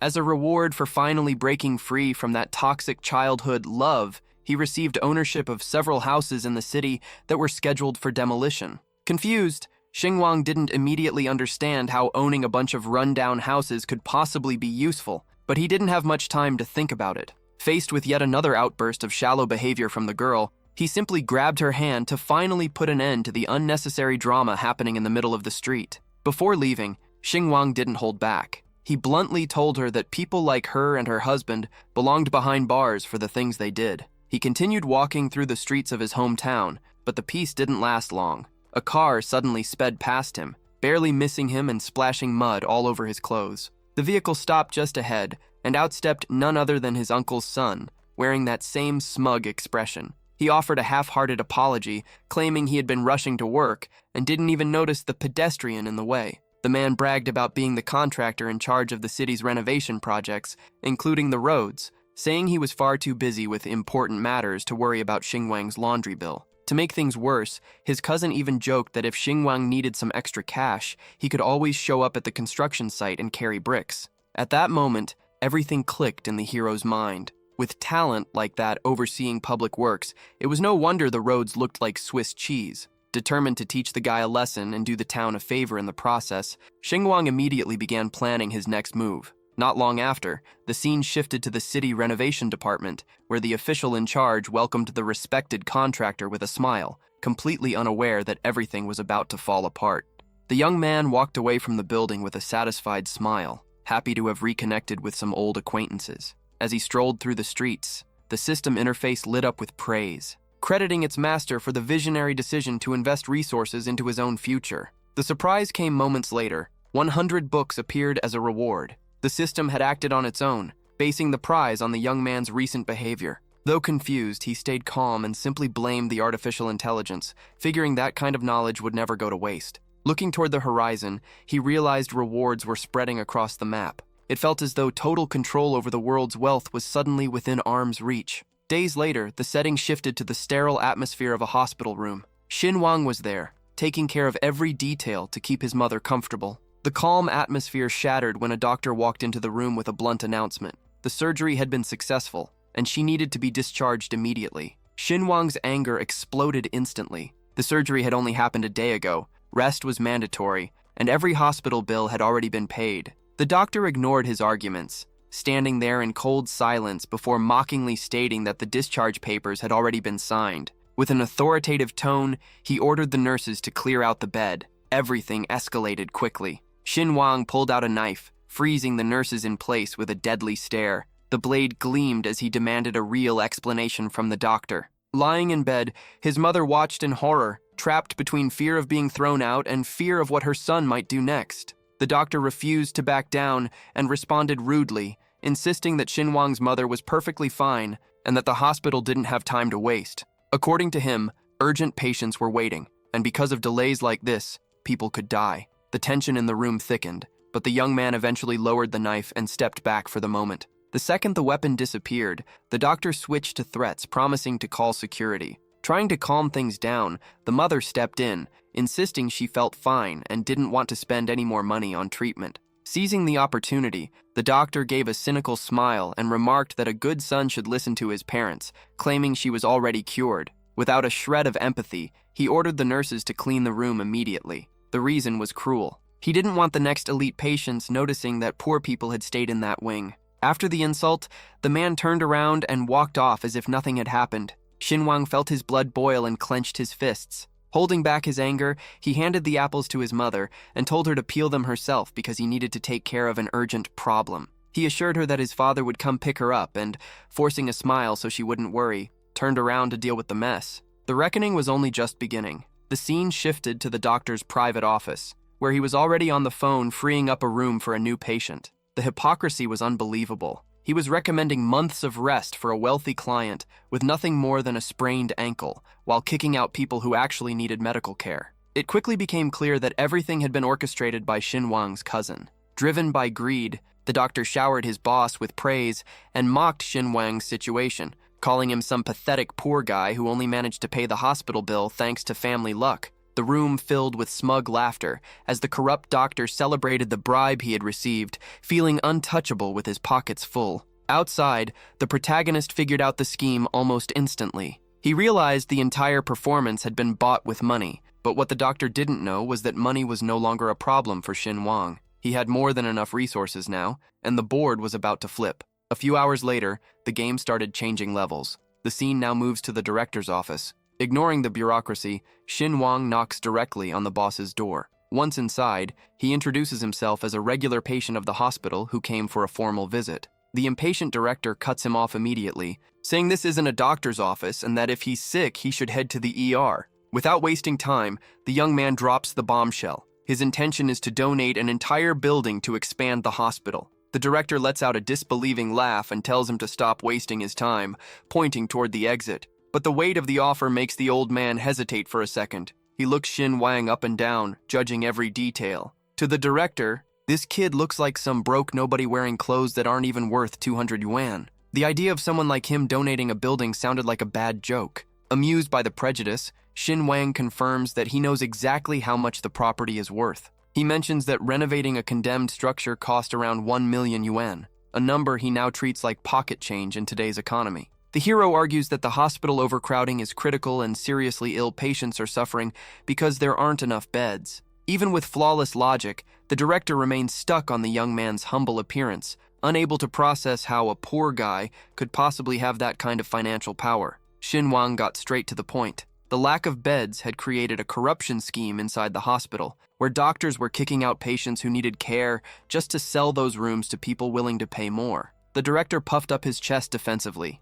He claimed he had been running the hospital for 10 years and that there was no way his staff would ever take bribes, insisting that medicine's mission was to save lives. That was the turning point. The young man revealed that his own mother had undergone a complicated surgery the day before and needed constant monitoring, yet she had been kicked out of her room without explanation. The director tried to brush it off, claiming it was probably just a misunderstanding caused by overcrowding and that no doctor would discharge a patient that early. He refused to accept reality and demanded that the young man stop lying. Expecting denial, Xin Wang stayed calm. He pulled out his phone and hit play on a recording. The audio was crystal clear, exposing every disgusting comment and mocking remark made by the corrupt doctor just moments earlier. Cornered by the evidence, the director listened in silence, but the shock was so overwhelming that his first instinct was still to deny the obvious, even with proof staring him in the face. The director stayed defensive, arguing that the recording could have been edited or faked. Faced with that resistance, Xin Wang realized the cover-up system ran deep. Without losing his cool, he changed strategies. If proof of corruption wasn't enough, he would use the weight of the promised building to force open the doors. He pulled out his phone and called an old ally, Mr. Kang, asking if he was available to handle the district hospital renovation project. After his friend confirmed, the young man smiled at the director and suggested he hear it for himself, asking for just a few minutes to settle the matter once and for all. Still confused, the director accepted the call. The moment the voice on the other end introduced himself, shock hit instantly. He recognized Mr. Kang's authority right away. The businessman got straight to the point. The hospital had struck unbelievable luck because the building would be donated completely free of charge. After hanging up, the old man was practically euphoric and finally understood the truth. It hit him hard. That poor young man had not been bluffing, and every word he said about the hospital's corruption was absolutely true. The debate in the office stayed tense. Even after speaking with Mr. Kang, the director still pushed back, claiming that one recording alone wasn't enough proof. With a mocking tone, Xin Wang suggested that maybe one building wasn't enough, and that he could donate several more to make the decision easier. But moments later, the young man got tired of the act. He prepared to leave, leaving behind only one warning. His only condition was that the corrupt doctors be punished severely. Before he could walk out the door, the director stopped him, curious about who this mysterious young man really was. Without turning around, Xin Wang replied that he was simply the son of an ordinary woman, someone dedicated to protecting the rights of people who had no voice. He added that his name didn't matter, but if the director needed something to call him, he could go with the messenger of justice. The moment the door closed, the director snapped out of it and went on the offensive. He grabbed the phone and demanded an immediate list of every patient who had been discharged too early after surgery. The crackdown began fast. Back in the ward, the corrupt doctor was informed that the director was waiting for him downstairs. The next scene was downright humiliating. The doctor was on his knees, begging not to be fired and using his own family as a shield. But the director didn't budge. Coldly, he fired back, saying the doctor cared about his own family while completely ignoring the families of his patients. In the director's eyes, keeping someone like that on staff was an insult to medicine and a risk he was no longer willing to take. The verdict was final. The scandal exploded the next day, but in a completely different setting. Xin Wang's uncle's luxurious mansion. While the man relaxed during a massage, his son stormed into the room absolutely furious. One of his friends had paid a fortune in bribes to keep his wife in the hospital, but instead of receiving VIP treatment, she had been thrown out onto the street by security. The uncle's heir was stunned. He had been sure the arrangement with the doctor was locked in and couldn't understand how things had spiraled out of control. Desperate for answers, he tried calling the corrupt doctor over and over, but the phone was completely off. Panic hit instantly. His trusted connection had vanished into thin air. While chaos ruled at the relative's house, Life at Wang's home was the complete opposite. Several trucks pulled up, unloading box after box of high-end medical equipment. Shocked by the luxury, his mother watched as her son even hired a private nurse to care for her. With a calm smile, Wang lied and said the hospital had provided everything for free as compensation. Relieved, she believed him, never realizing that her son had quietly become a silent philanthropist, moving millions around to help others without wanting praise. But the peace didn't last long. Angry shouting suddenly echoed from outside. The uncle's son showed up in the neighborhood furious, yelling accusations and demanding answers after the 10,000 yuan scheme he set up for his friend had gone up in smoke because of Wang. Things heated up fast in front of the house. Wang's cousin, Kai, stormed in breathing fire, throwing accusations around and claiming his entire investment had gone down the drain because of the protagonist. Wang's mother, clueless about the shady scheme, could only watch in confusion, but the hero had already figured everything out.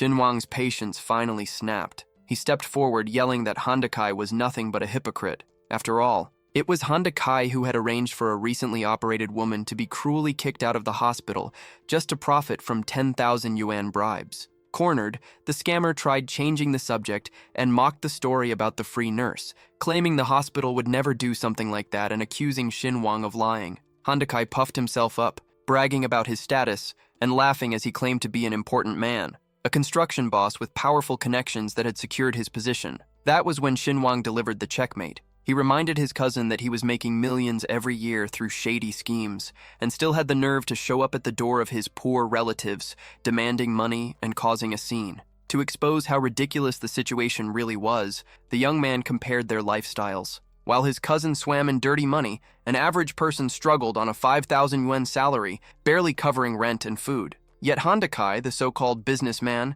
was standing there begging for scraps and trying to intimidate the very people he had already hurt. Tired of the pointless argument, Wang turned his back. He told his mother there was no point wasting breath on someone so bitter. To him, his cousin was the perfect example of someone consumed by greed, forgetting that money can't buy everything and that karma always catches up eventually. Kai stormed off, muttering cheap insults and calling the family worthless, while the hero could only shake his head at his relative's stupidity. Worried by the threats, his mother asked if they should fear revenge.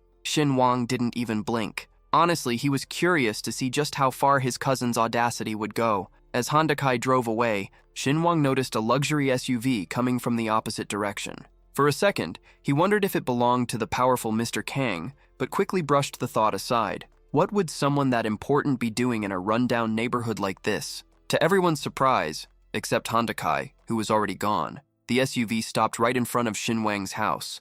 Mr. Kang stepped out with a smile, ready to formally thank him for the help with the road project and the free building restoration. Sensing his mother's confusion, Wang instantly switched into improvisation mode. He pretended the visit was just an over-the-top thank you for helping Kang fix a broken car in the past. Catching on immediately, Kang played along. He acted like he was only there to discuss road repairs, noticing that the young man was even hiding his real influence from his own family. With a calm smile, Wang guided his guest away for a private conversation, leaving his mother curious but reassured that her son had everything under control. Away from the house, the young man made one thing clear: he needed total discretion. He didn't want any relatives finding out the true extent of his influence or his real business dealings. Efficient as always, Mr. Kang confirmed that every arrangement requested for that day had already been completed. Meanwhile, Kai's world came crashing down with a single phone call. The news hit like a truck. He had been removed from the road construction project.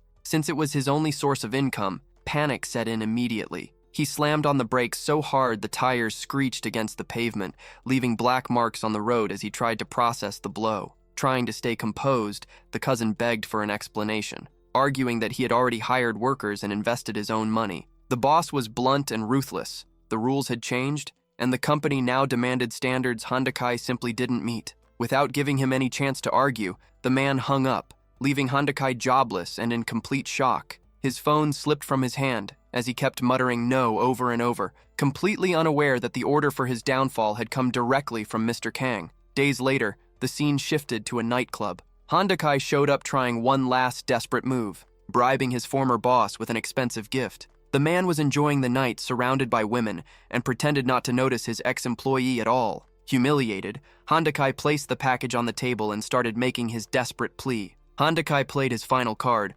promising his former boss that profits could increase by up to 40% with the right scheme. The man seemed slightly interested, and Hondakai, convinced he was winning him over, started talking too much. He claimed the new construction regulations were just pointless bureaucracy and said that if one company got shut down, they could simply open another under a different name and keep the operation going. The plan backfired instantly. The boss exploded in anger, shouting that he wouldn't become an accomplice to document fraud for a few extra bucks. Offended, he told Hondakai to find some desperate fool willing to accept that pathetic offer. Panicking after realizing his mistake, Hondakai tried to sweeten the deal, promising to hand over 500% of what he earned, but it only made things worse. Feeling betrayed by someone he considered like a brother, the boss ordered security to throw him out immediately. A group of massive guards dragged him out of the VIP section in total humiliation. While Hondakai was getting tossed out onto the street, the atmosphere in another room of the same club was completely different.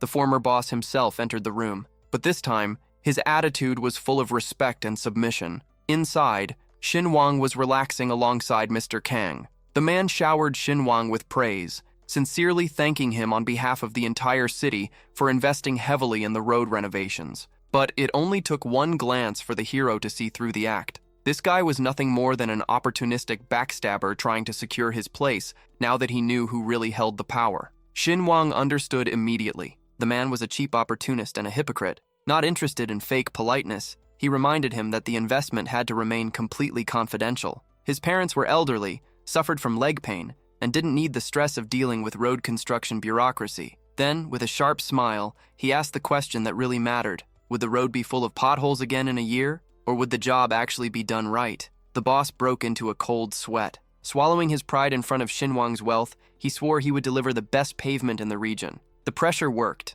The system immediately rewarded the hero, praising how quickly he solved the chaos involving the roads and abandoned buildings in just 2 days. The reward? 9 million yuan deposited straight into his account. While Shinwang's bank account skyrocketed, total chaos erupted at his uncle's house. Hondakai's girlfriend could be heard yelling loud enough for the whole street to hear. She was furious because he wouldn't stop staring at his phone, ignoring the filthy house and piles of laundry. The redhead snapped, saying that if she had known his fancy image and big projects were all fake, she would have chosen Shinwang instead, because even if he lived simply, he had a real job and an actual future in the city. Hondakai boiled with rage, but his girlfriend didn't back down. She called him useless, saying even a rock had more value than he did. Then came the final blow. She said that if she were him, she'd already be on her knees begging Mr. Tao for his job back. Before slamming the door on her way out, she even threatened to go find Shinwang, throwing it in his face that he had always liked her. Hondakai snapped. Hearing that his girlfriend would leave him for his cousin was the last straw. Blinded by rage and humiliation, he lunged at her, grabbing her by the neck and violently throwing her to the ground. As she fell, he screamed that if he had lost everything, then everyone else would pay the price too. Far away from all that, Shinwang's parents were trying to make sense of the fine print in a contract. Unable to understand the paperwork, they asked for a clear explanation. Mr. Kang patiently broke it down. The new road would pass through a small section of their land, and as compensation for using the property, the company would build a brand new house for them. The shock was immediate. The elderly couple could barely believe what they were hearing. Kang reassured them that if they weren't satisfied, they could negotiate a cash payment instead, but the idea of getting a brand new house without spending a single cent felt like a miracle. Shinwang's father, overjoyed, immediately started calling for his son, celebrating the incredible luck that had finally reached their forgotten village. Days later, the mood at the bus station was bittersweet. The hero had to head back to the city and face his next challenges.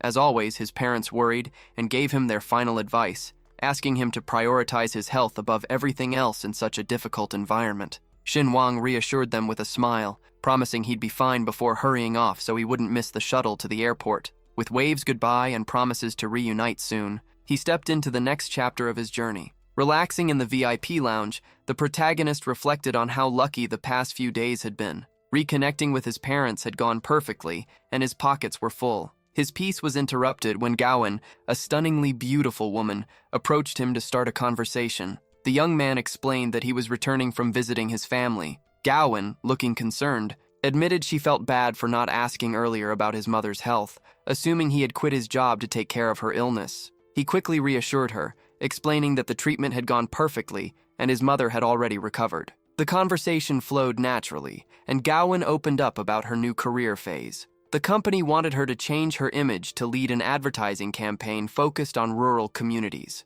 The coincidence between her new job and his recent work in the village was impossible to ignore. Curious, she asked about his own career plans now that he was free from his old job, though she made it clear he didn't have to answer if it was confidential. With a confident smile, he revealed that he had no plans to job hunt anytime soon. His focus had shifted. He wanted to start his own business. With a touch of irony, he admitted his dream was to buy the building directly across from his old company, just so his former bosses would have to stare at his success every time they looked out the window. Gowin loved the boldness and offered her influential connections to help him get the new venture off the ground. The conversation was suddenly interrupted by her phone ringing. On the other end, an assistant was rushing her, reminding her that her financial success depended on being punctual and that a massive audience was already waiting for her live stream. She needed to leave immediately. The tone of the call quickly turned tense. Gowin tried to reason with them, reminding the assistant that she had informed the company about her flight in advance and had already received approval. But at the last minute, the manager completely changed his tune. Without an ounce of empathy, he ordered her to cancel the trip and start a live stream right there, ignoring the fact that the next flight wouldn't leave for another 10 hours and that tickets weren't guaranteed. To the manager, her comfort meant absolutely nothing. He even argued that waiting half a day in the airport terminal was a reasonable sacrifice, since losing viewers would cost the company too much money. Gowin finally snapped. She shouted that she had been the company's top earner for 6 straight months and that it was outrageous to treat her like someone wasting company resources. The man on the other end didn't flinch. In a threatening tone, he reminded her that her contract was still active and that if she wanted to avoid serious legal trouble, she had better obey without questioning anything. Xin Wang, listening nearby, recognized the voice instantly. It was Jesui, the same manager from before. The villain realized someone was with her and used it to increase the pressure, implying that Gowin was too distracted to focus on work. Furious, she fired back, explaining that she had already posted photos of her tickets in the company group chat to prove she was committed. But the manager twisted that against her. He suggested she live stream directly from the airport to prove to fans where she was, emotionally manipulating the young woman until she was on the verge of a breakdown. Gowin felt trapped, stuck in a contract that kept her from simply telling the guy to go to hell. Fed up with the abuse, Xin Wang snatched the phone from Gowin's hand to give the manager a reality check. In an icy tone, he warned that if the company was forcing a contract violation, then he would personally pay the termination fee, no matter how expensive it was. Then he played his trump card. He revealed that the entire conversation was being recorded and that he would use the audio to sue the manager for defamation. On the other side of the call, the manager simply burst out laughing. He didn't believe for a second that a broke nobody like Xin Wang had enough money to cover a termination fee that high. Xin Wang didn't bother arguing and ended the call on the spot, cutting the toxic man off completely. Gowin was stunned, convinced her friend had only been bluffing to protect her. She tried to explain that despite all the problems, she still held a high-ranking position, and that it wasn't worth him drowning in debt over a fight that wasn't even his. But the hero was blunt. He wasn't doing her a favor. He was making a business move.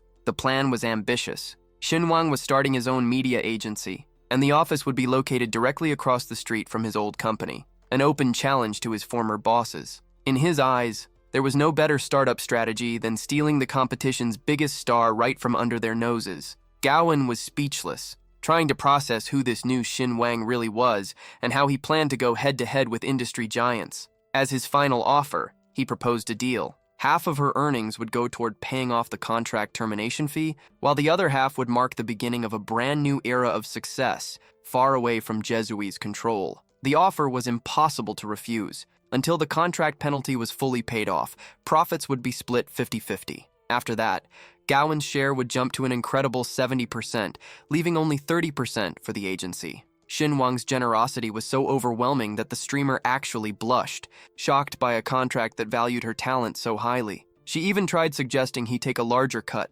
convinced the offer sounded too good to be true, but the young man wouldn't budge. In the traditional market, a star like her would usually receive no more than 20% to 30% of the profits. But Xin Wang had personal reasons for doing this. Back when he was just an ordinary employee, Gowin had been the only person who never treated him with arrogance or disrespect. To him, This was a chance to repay that loyalty and invest in someone he knew would dominate the industry in no time. He reassured her that she would make so much money at the new agency that the termination fee would eventually feel like pocket change. To seal the deal, he even framed the payment as an advance on months of future salary, lifting the burden entirely off her shoulders. Gowan was left speechless, deeply moved by the way he disguised his generosity as if she were the one doing him a favor. Without any more hesitation, she accepted the partnership. The scene then shifted to the heart of the business district, inside the headquarters of the powerful Mao Media Group. Xin Wang and Gowan headed straight to the manager's office, where they were greeted with mockery and shouting. In his eyes, the hero had filled the streamer's head with fake promises back at the airport. The manager even said that if Gowan actually believed Xin Wang had enough money to cover the termination fee, then she was just as brainless as he was. Without losing his cool, Xin Wang cut him off. He ordered the man to shut up and call the legal department immediately, making it crystal clear that he wasn't there to chat. He was there to put an end to that slave-like contract once and for all. The manager stood up laughing, claiming the penalty fee was astronomical and that a poor nobody like him could never afford it. The villain kept mocking him, saying that even if the rumors about Xin Wang suddenly getting rich were true, money never lasted in the hands of poor people. He compared the young man's fortune to a cardboard house that would collapse with the slightest breeze, warning that if he was taking out loans just to show off, he'd end up drowning in debt and misery. Xin Wang felt disgusted sharing the same room with someone like that, but replied coldly, for him, money was practically an unlimited resource. The more he spent, the more he earned. He noticed the nervousness creeping across the manager's face and fired back with the real truth. What the man was actually afraid of was losing the agency's biggest star. Hearing that direct hit, the scammer started trembling, dropping his tough act and trying to dodge responsibility by claiming he wasn't even the company owner and had no real authority over that decision. When the scammer realized he'd been cornered, he started shaking, dropping the tough guy act and trying to dodge responsibility. He claimed he wasn't even the owner of the company and had no real authority over the decision.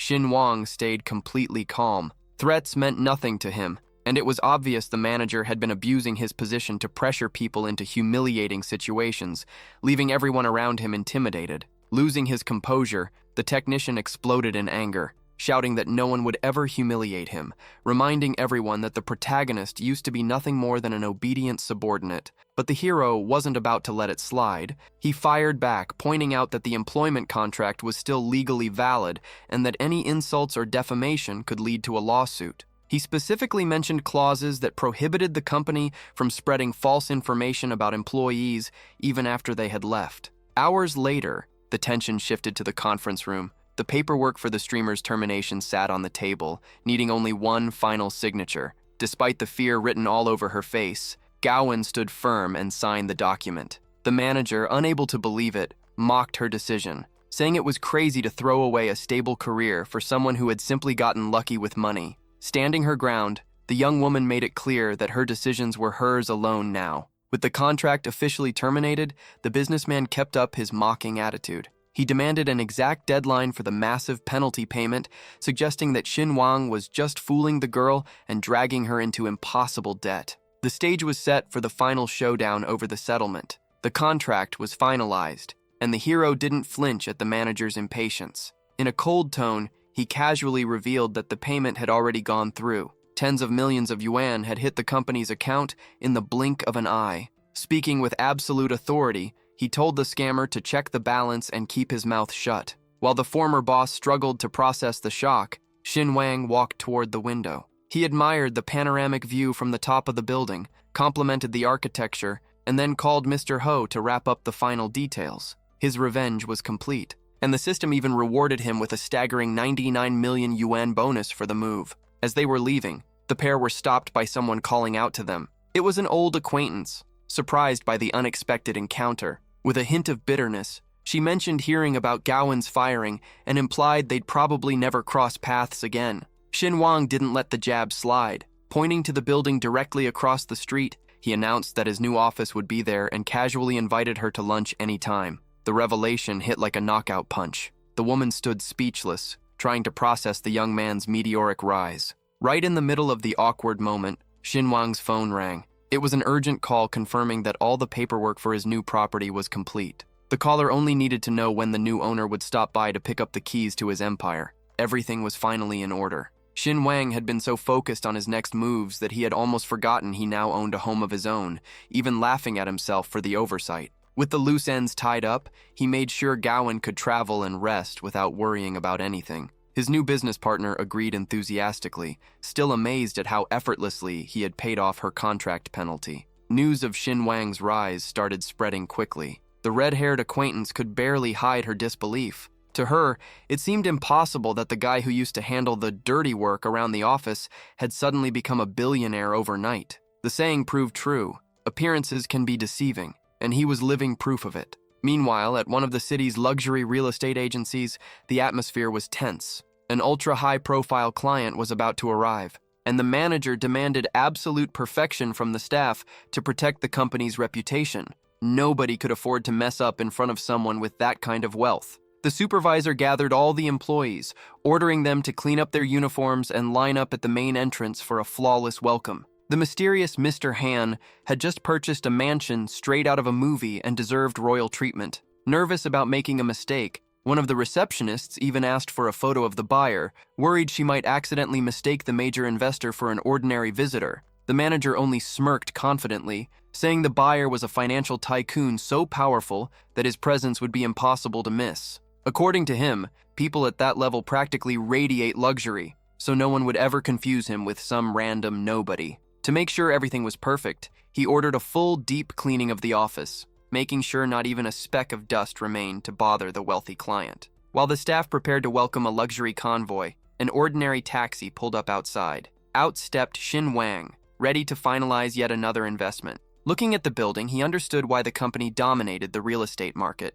though he found the over-the-top reception at the entrance a little strange. With a touch of sarcasm, he even figured they must be waiting for some overweight big shot. The hero walked into the building and found himself inside a massive but oddly empty showroom. Curious, he started checking out a model of a luxury mansion, admiring the design, which featured sprawling gardens and a designer pool created by a well-known architect. That was when a rookie employee named Irene politely approached him, offering assistance and showing him the available properties. The friendliness didn't last long. The general manager stormed over, furious, interrupting the interaction and scolding Irene right in front of Xin Wang. He made it clear that nobody was supposed to be helping customers that day, especially not ordinary people. In his eyes, serving a regular customer at that moment would be disrespectful to the powerful tycoon who was about to arrive, and he refused to let anything ruin the luxury atmosphere. But Irene didn't back down. She argued that management was to blame for failing to put up any signs saying the office was closed to the public.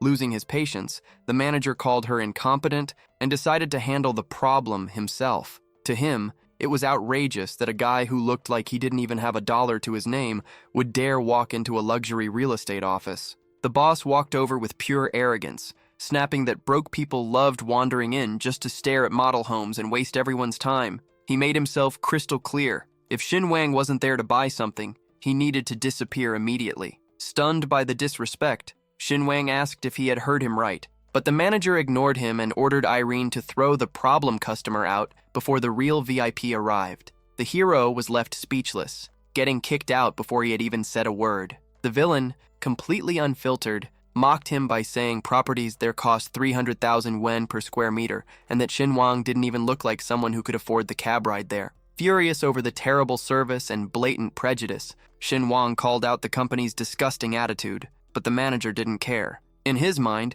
he was simply getting rid of someone who would never be able to afford living in that neighborhood. As the manager continued spewing insults, Xin Wang's phone rang. It was an official call from the real estate company's executive office confirming the details of the transaction. Without hesitation, the hero answered and immediately dropped the bombshell on the director on the other end of the line. He explained that he was being humiliated and that the branch manager had just claimed he wasn't the type of person who belonged there. In an icy tone, Xin Wang announced that he was canceling the deal and taking his millions to a competitor instead. Panic hit instantly. The director practically begged him not to leave, swearing it was all a terrible misunderstanding, and immediately ordered a private driver to rush toward the sales department. Inside the luxury car, the company executives were in full panic mode. The manager had received clear instructions to welcome the most important client of the year, and the idea that the wealthy buyer might hold a grudge against the brand was a financial nightmare. The car tore through traffic at high speed in a desperate attempt to save the contract.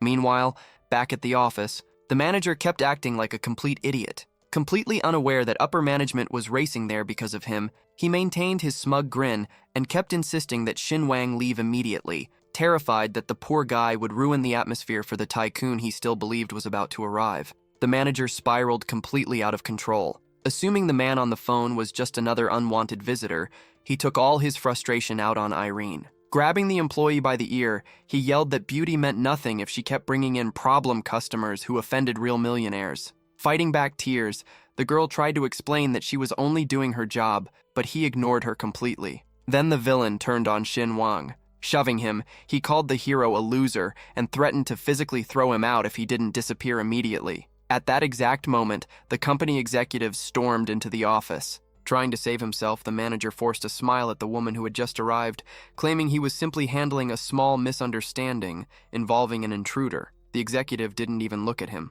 She walked right past her subordinate and headed straight toward Shin Wang. The manager almost celebrated, thinking she was about to finish the guy off. But what happened next froze him solid. The woman bowed respectfully and introduced herself as Lee, the company's vice president. With a voice full of regret, Lee formally apologized for the disastrous welcome. She expressed how deeply sorry the company was for failing such an important client and diplomatically suggested that manager Wang probably hadn't recognized him. The aggressor's entire act collapsed on the spot. He stood frozen, unable to process that the man he had just shoved around was actually the billionaire he had spent the whole day waiting for. The shock was paralyzing. Wang looked at Shin Wang's simple clothes and simply couldn't accept that this was the billionaire everyone had been expecting. Meanwhile, Vice President Lee reinforced that company policy was to treat everyone with dignity, whether they were casually browsing or prepared to spend millions. In the background, Irene finally realized that the so-called problem customer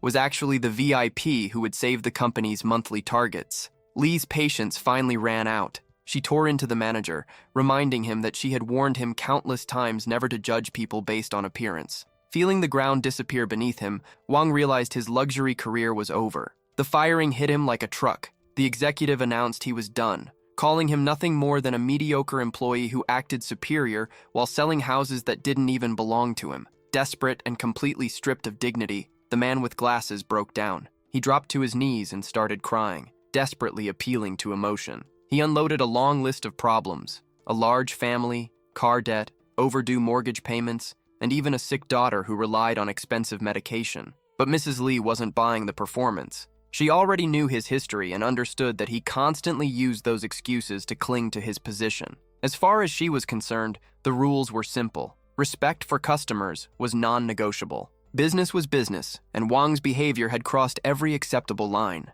Crawling on the floor, Wang directly begged the hero for a second chance, admitting his behavior had been an unforgivable mistake. Watching from the corner, Irene trembled with fear, convinced she'd be fired too for getting caught up in the chaos. But then the tables turned. In a calm and generous tone, Shin Wang praised Irene's professionalism and suggested she be promoted to manager in place of the fraud. Vice President Lee didn't hesitate for a second and approved the recommendation immediately. Irene stood there in complete shock. In just a few minutes, she had gone from a threatened trainee to the manager of one of the biggest real estate agencies in the city. Ignoring Wang's meltdown, the protagonist cut straight to the point and asked to see the mansion already, mentioning that his schedule was packed. Without missing a beat, Lee offered her private car to escort him to the property. Because of his true gentlemanlike attitude in defending the unfairly mistreated employee, Shin Wang's system suddenly chimed, rewarding him with a special heart. This kind of recognition wasn't just praise, it was a rare resource that could one day save his life in a true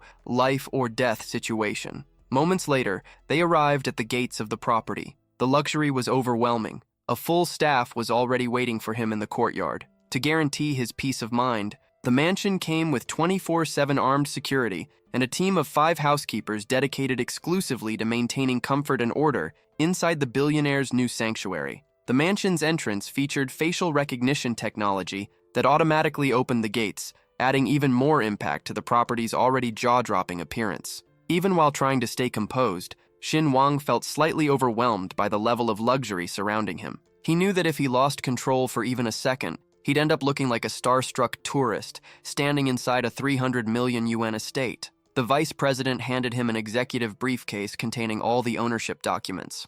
The hero inspected the quality of the materials and, satisfied, casually stored the paperwork away without even checking the fine print, leaving the executive completely stunned. To her, that kind of blind confidence was the clearest sign imaginable that he possessed unimaginable wealth. The architecture resembled a 19th century European castle, surrounded by flawless landscaping designed by a world-famous landscape architect. As they walked, Mrs. Lee carefully observed Xin Wang. He dressed so simply and seemed so detached from money that she began wondering if he belonged to one of those ultra-wealthy families who hated flashy displays of wealth. Despite the perfection of the original design, the hero was already planning practical changes with his parents' comfort in mind. He decided that part of the luxury landscaping would be replaced with a small vegetable garden, growing cabbage, eggplant, and green beans so his family could truly feel at home. Noticing the unusual ideas, his companion immediately assured him that any modifications could be made right away to guarantee his satisfaction. The vice president reassured him that he shouldn't hesitate. If he wanted to redesign everything, the company would gladly bring in its elite designer to redo the landscaping at no extra cost. As Xin Wang daydreamed about turning the luxurious garden into a vegetable patch for his parents, the system suddenly chimed with an unusual notification. He was congratulated for somehow finding flaws in a 300 million yuan property within minutes, unlocking an upgrade to the system interface and marking the beginning of a whole new chapter in his journey. Watching the young man stand there in thoughtful silence, Mrs. Lee concluded that he had extremely demanding standards. Nothing ever seemed good enough for him. She complimented him for acquiring the crown jewel of the region at such a young age, saying his future looked incredibly bright. She also revealed that the moment the real estate company's president heard about the massive investment, direct orders were given to make him the company's top priority. Despite all the flattery, Xin Wang remained practical and brushed off any unnecessary ceremony, wanting nothing more than to enjoy his new space. The executive said goodbye with a mix of respect and curiosity, still fascinated by the fact that someone could spend a fortune and seem so completely indifferent to luxury. Now officially the owner of the castle, the protagonist was satisfied, even if, to him, the price tag barely mattered compared to the bigger plans he had ahead. News of the mansion sale spread quickly and eventually reached a wealthy young woman living in another luxury estate. When she learned that the new neighbor was only 20 years old, she was stunned. The head of the Han family noticed her interest and asked whether she knew the buyer. After a thoughtful pause, she concluded that anyone capable of casually paying 300 million yuan upfront was clearly not someone ordinary, and digging too deeply into a person that powerful could easily create unnecessary trouble. To avoid future friction, she ordered a welcome gift to be prepared, planning to pay a formal visit soon. Meanwhile, time flew by. After 3 months of non-stop preparation and sleepless nights, Xin Wang finally celebrated the launch of his new empire, Dujin Media. During the grand opening, he made sure to publicly thank Gaowen, who had been the company's backbone throughout the entire setup process. The atmosphere among the recruits was electric, with new streamers fully motivated to give everything they had to turn the agency into a powerhouse in the market. Xin Wang felt deeply grateful toward his partner, who had stood by him through every decision. Even so, he stuck to the strategy he had planned from the beginning. Over the past few months, he had asked Gaowen to step away from the spotlight. The company's full focus was now on heavily training new talent. Since Dujin Media was still getting started and desperately needed fresh faces, the top priority was transforming beginners into skilled stars under the guidance of experienced mentors. All the donation revenue from the rookie streamers flowed directly into Gao's account, which initially made one of the girls suspicious. But the explanation was simple. Gao wasn't just an instructor, he was one of the agency's founders and the mastermind behind the operation. He knew exactly how to grow accounts, attract audiences, and structure a successful live streaming system. The plan was to train the newcomers until the machine could run on autopilot, allowing the girl to eventually return her focus to her own broadcasts. Once she understood the strategy, she bought into the vision immediately. Across the street, however, the competition had already started paying attention. The protagonist's former boss noticed a flood of new accounts gaining momentum. Even after recognizing the intense dedication coming from the rival streamers, the arrogant executive could only laugh. In his mind, some random startup agency could never challenge the entertainment empire he represented. The mockery session was interrupted by the arrival of a flashy figure, a man sporting a heavy gold chain and a bright grin highlighted by a gold tooth. It was the manager's brother, fresh back from a trip and ready to step onto the battlefield. The reunion brought instant relief to the boss, who admitted he desperately needed backup. Taking over the room and staring at the neighboring building with an intimidating grin, the newcomer made one thing clear. It was time to crush the competition and remind everyone who really ruled the market. The newcomer was no ordinary player. He was the true king of live streaming. Across the street, confidence at the rival agency was through the roof, and their offensive was already taking shape. While the threat kept growing on the other side, the protagonist stayed relaxed in his office, casually reviewing blueprints for his future mansion. After tossing aside 4 amateur-looking drafts, the choice became obvious. For the insane amount of money he planned to invest, the house needed to look grand, unique, and miles above those mediocre designs. The calm didn't last long. Gwen stormed into the room, furious. The competition had started targeting their rookie streamers, tempting them with offers to co-host live streams alongside major influencers who pulled in massive audiences. The second he saw the proposal, the protagonist recognized the trap instantly. It was the oldest and dirtiest trick in the business. Throw a rookie into a live stream battle against a giant creator and crush them publicly during a donation war, destroying the smaller agency's confidence in front of everyone. Without losing his cool, he immediately planned a counterattack. If the war was going to be decided by donations, then he would flood his own recruit streams with absurd amounts of virtual gifts, using his own money to completely crush the egos of those millionaire rivals. Hearing the aggressive strategy, Gwen finally connected the dots. She instantly realized that the insane donations that had launched her own career in the past had also come straight from his pocket. Worried about how much money he was burning through, she still tried to convince him not to throw away such ridiculous amounts of cash, but by then, the plan to humiliate the competition was already in motion. Gwen couldn't believe the waste, especially since the streaming platform kept more than half of every donation in fees. In her eyes, it would make far more sense to hand the money directly to the rookies, but the protagonist didn't even blink. He made it clear that if he could casually pay off multi-million yuan penalties, then blowing money on virtual rockets was nothing. His philosophy was simple. Nobody takes wealth to the grave, so hoarding money was pointless. The goal was aggressive marketing. He explained that the best way to explode in popularity was to ride the hype surrounding the live stream battles. If their rookies followed the training and delivered solid content while massive donations poured in, rival audiences would naturally start migrating over. It would be the perfect knockout punch. Even so, he reassured his friend, promising that he had everything under control and wasn't about to bankrupt anyone. Gwen could only watch, realizing that the mindset of someone with millions in the bank worked on a completely different level. The order was given. Gwen gathered the rookie streamers and explained the plan. The girls were nervous, afraid of accepting challenges from veteran creators, only to get embarrassed for nothing. But sticking to the strategy, Gwen told every single one of them to accept the rival invitations immediately. As the live stream battles were confirmed, the office atmosphere shifted into full war mode, with the protagonist's agency gearing up for the counterattack that would change everything. Even under pressure from their rivals, the protagonist still ruled the live streaming world, maintaining his dominance through overwhelming donations. While chaos unfolded around him, he seemed more focused on decorating his future mansion, debating between rosewood furniture or a more understated French vintage style. The calm shattered when Gwen rushed in with a tense update. One of their agency's streamers had just been completely destroyed during a joint live stream. The loss had been brutal. Behind the scenes, the team monitored every second of the live stream, waiting for the signal to strike back. The strategy was deliberate. The protagonist intentionally held back, waiting for the other side to celebrate victory too early. The plan was to let the rivals relax at the top before crushing them with a tidal wave of donations. Gwen, anxious to act, was stopped by his cold patience. To him, it was also a lesson in resilience for his streamers. They needed to learn how to keep fighting even when things looked hopeless. At the rival company, champagne was already flowing. The manager toasted to the success of their new star streamer,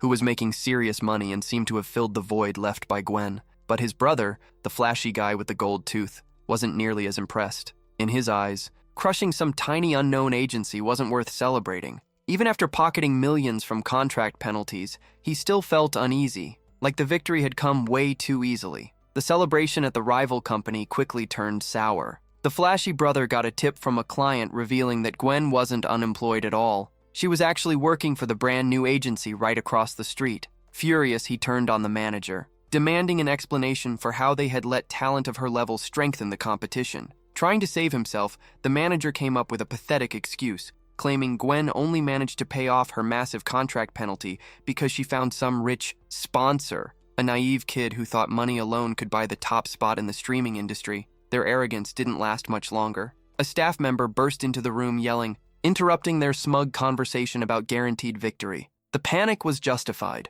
A torrential wave of massive donations had started pouring simultaneously into every rival live stream. The manager instantly felt the pressure, remembering that the same mysterious donor had already caused major problems before. This time, though, the attack was coordinated. It wasn't just one live stream, it was 10 happening at once. And the protagonist's agency was dominating every single one with multi-million yuan leads. Still in denial, the manager tried to argue that the rival company was probably just pumping in their own money to fake numbers. But the panicked employee shut that theory down immediately. This wasn't luck or some random glitch. Another wave of luxury gifts and elite donations flooded the screens, making it painfully obvious that the small agency across the street had come to steamroll their empire without mercy. The villains started losing their composure. That brutal comeback shattered the confidence of both men, and suddenly they weren't so sure they could survive the battle. Trembling with rage, the brother turned to the manager and demanded to know if he still wanted to act like everything was under control. The order was simple now.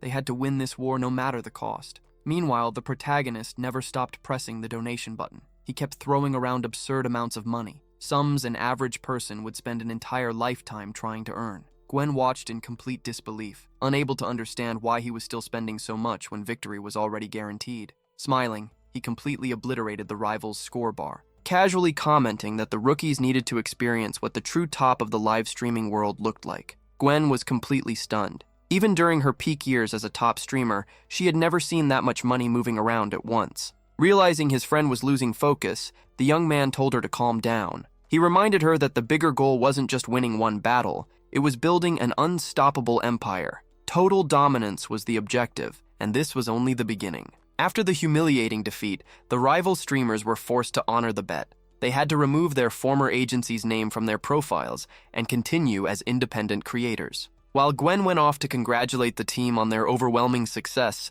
the protagonist shifted his attention back to personal matters. Returning to his tablet, he finally locked in the design for his dream bedroom, fully focused on finishing the plans for his luxury mansion. The dream setup was decided, an elegant French-style bedroom centered around an exotic purple tree. With the mansion design finally settled, the hero decided to check his bank account, curious about the endless stream of rewards the system kept triggering every time he spent money. The shock was unavoidable. When he opened the account, he found 1 billion yuan sitting there. The logic was completely insane. The more money he spent, the more the system flooded him with wealth. Meanwhile, Dujin Media's explosive success became the hottest topic across major news outlets. A high-profile reporter mobilized her entire newsroom to uncover exclusive information about the agency that was swallowing up the market. At the headquarters of the streaming platform itself, executives couldn't stop talking about it. The company had shattered historical growth records, gaining 2 million followers in a single night.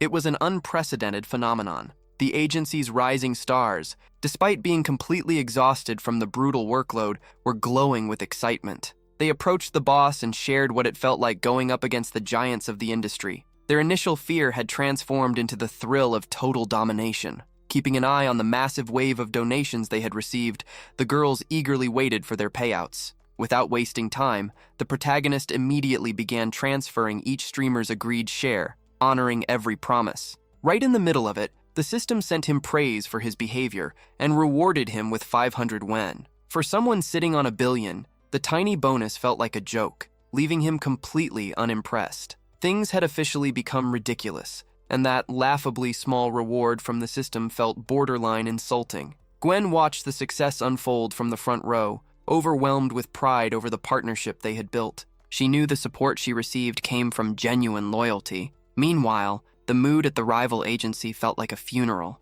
The second they opened the news sites, they realized they hadn't just lost, they had been publicly humiliated. Their own strategy had completely backfired. The tactic of forcing streamers to change usernames, something they used to claim territory and mock others, now only served as a public reminder of their crushing defeat across the internet. One employee, realizing management had completely collapsed and nobody was listening to reason anymore, packed up her things and walked out without ever looking back. Inside the office, chaos turned physical. The influential brother completely lost it and lunged at the manager. He screamed that what had been promised as an easy win had turned into a 500 million yuan disaster and a nationwide embarrassment. Their empire had become nothing more than a doormat for the new agency. The manager, completely disconnected from reality, still tried arguing that the live stream volume had generated profit, failing to understand that the company's reputation was in ruins. Out of patience for the stupidity, the brother ordered the manager to shut up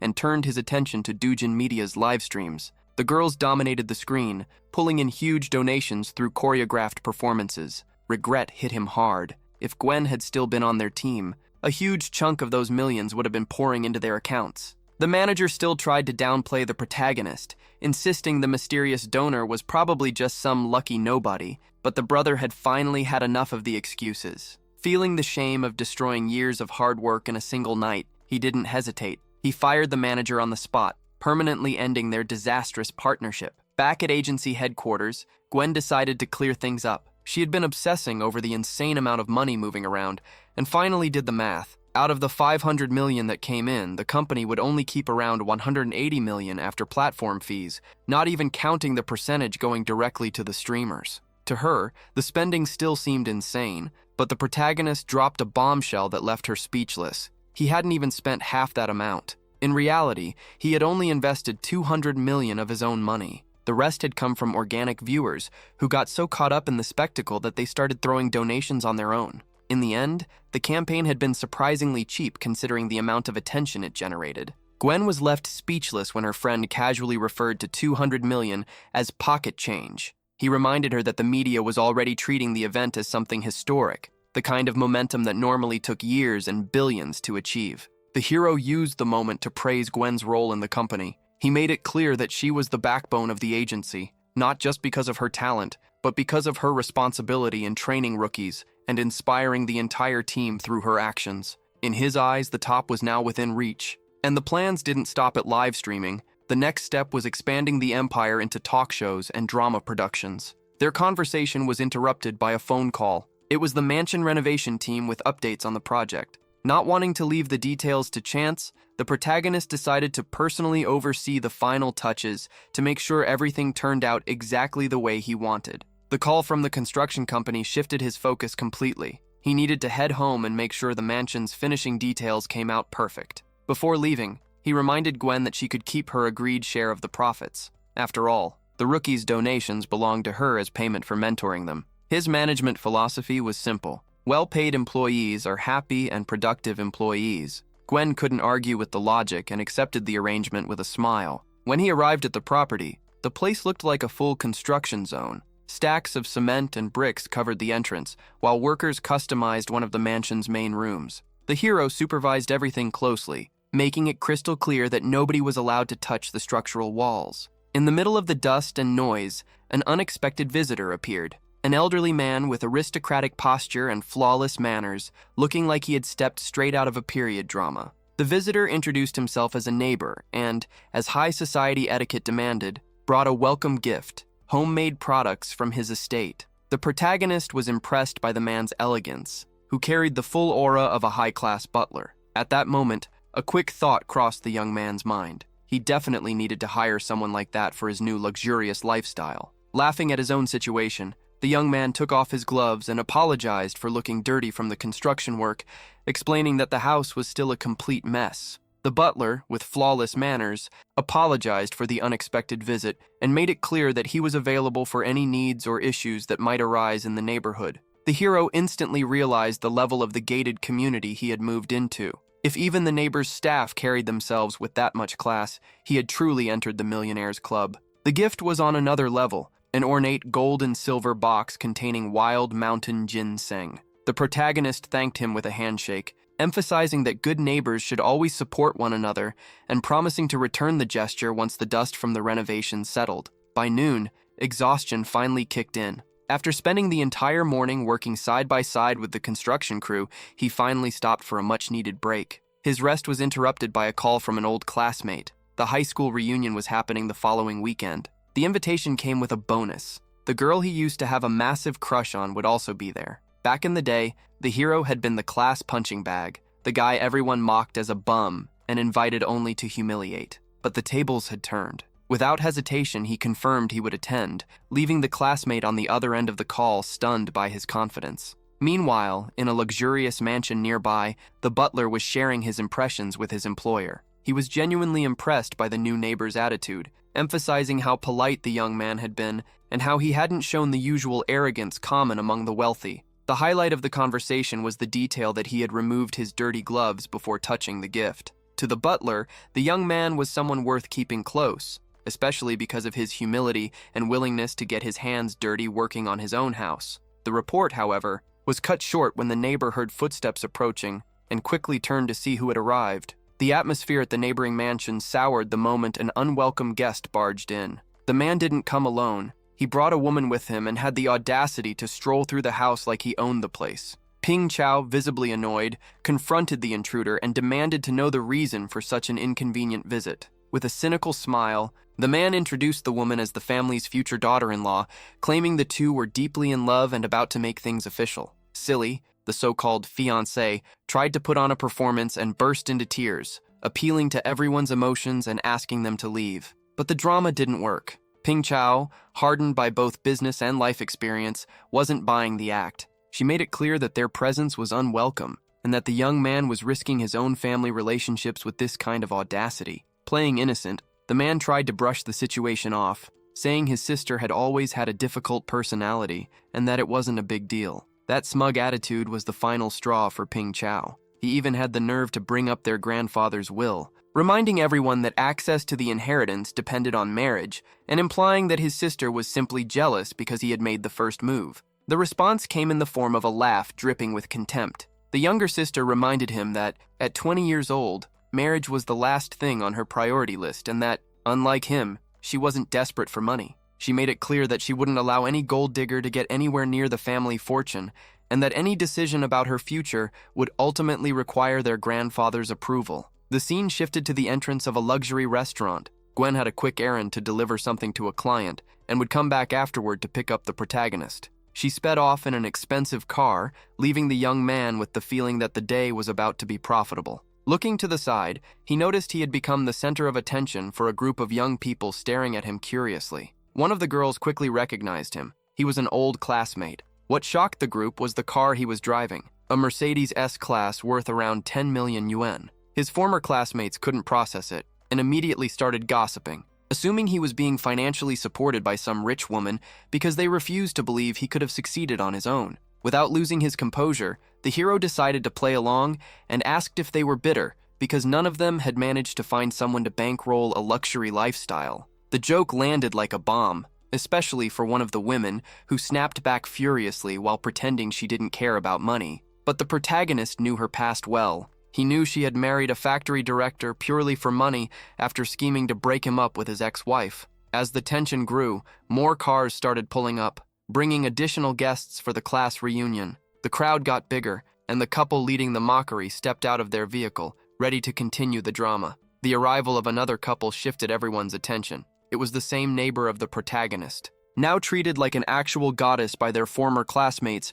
because of her beauty and status. Standing beside her, a young man from the influential Pink family acted arrogantly, shoving the protagonist toward the young woman while mocking him, saying everyone knew he had only shown up to the reunion to see her. The hero greeted the young woman with calculated shyness, while she, visibly uncomfortable and awkward about the situation, politely responded with a brief greeting. Wanting to show dominance, the wealthy companion made a patronizing comment about how understanding she was for allowing the interaction, before leaving with a promise to pick her up later. The young woman's flawless manners only fueled the envy of the others, who had already started fishing for invitations to what they assumed would be a lavish future wedding. The young woman tried to brush off the topic with an awkward smile, but the atmosphere of flattery was quickly interrupted by everyone's eagerness to head inside the restaurant. The group moved into a private room reserved for the party, where drinking and karaoke quickly took over the night. While his former classmates got lost in the loud fun, the protagonist stayed isolated in a corner,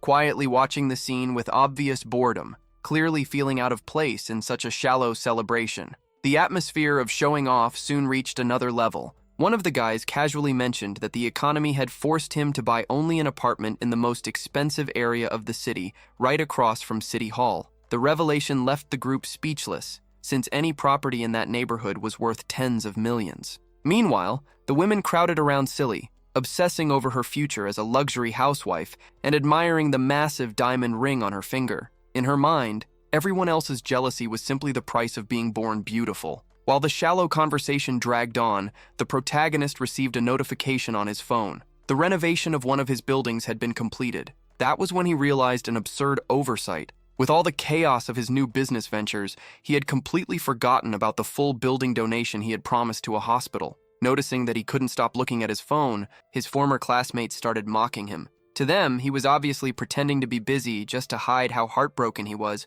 over seeing his old crush about to marry someone else. Completely unfazed, the hero replied that there was no reason for drama. If she was getting married, he'd be the first one cheering her on, trying to put him down. A red-haired guy sarcastically asked if he even made at least 5,000 yen a month, or if he had to work himself to death with overtime just to hit that number. Slipping his phone into his pocket with an unreadable smile, the young man played along. He admitted he had been working too much lately. After all, his life goal was to help make the world a slightly better place. The protagonist's response instantly became the butt of the joke. To the group, the idea of someone making so little money wanting to change the world sounded like childish nonsense. In a mocking tone, the nastiest one suggested that if he really wanted to improve his life, he should stop dreaming and go carry bricks at a construction site, where hard labor at least paid better. The jab hit a nerve, and the hero's attitude shifted as he prepared to show them reality. Sensing the tension, the former classmates suddenly tried to backpedal with fake excuses, claiming it was just a joke, and that deep down they were only trying to help him find a real job. With an ironic smile, the young man thanked them for their kindness and announced he was leaving. He explained that he couldn't waste any more time since the crew renovating his house needed immediate supervision. The room exploded with laughter. Nobody believed for a second that he owned property. The challenge came immediately. If he really had a house in a wealthy neighborhood, he should invite everyone over for a housewarming party. Still playing along, the hero replied that his humble home was way too small for that many people, and even took a jab at the guy bragging about his apartment, commenting that with the city's insane housing prices and a 5,000 yuan salary, someone would have to starve for days just to afford a single square foot. He tried to say goodbye again, but one of the guests blocked his path. The hostility didn't stop. The guy refused to let him leave, demanding that he not take another step until he paid his share of the restaurant bill. Things got tense when the protagonist, now out of patience, suggested they send the total in the group chat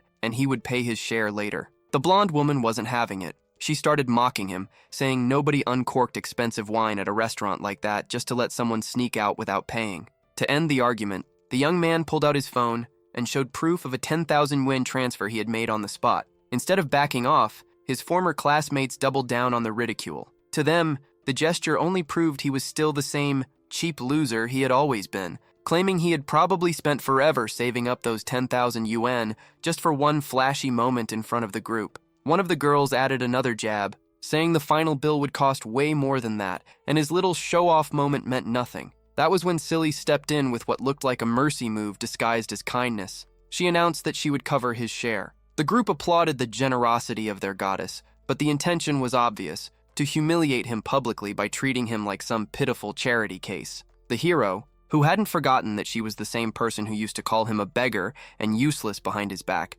refused the offer immediately. He got straight to the point, saying 10,000 yuan was pocket change to him and that he didn't need anyone paying his bills. The other women were outraged, acting like it was absurd for him to reject help from someone as superior as Silly, who had clearly started believing her own goddess image after hearing so much praise. The protagonist delivered the moral checkmate, saying that since they were former classmates, there was no need for all the fake smiles and performative nonsense. Even so, the pressure continued, with one of the guys mockingly insisting he should just accept the favor since he, obviously, couldn't afford that kind of luxury on his own.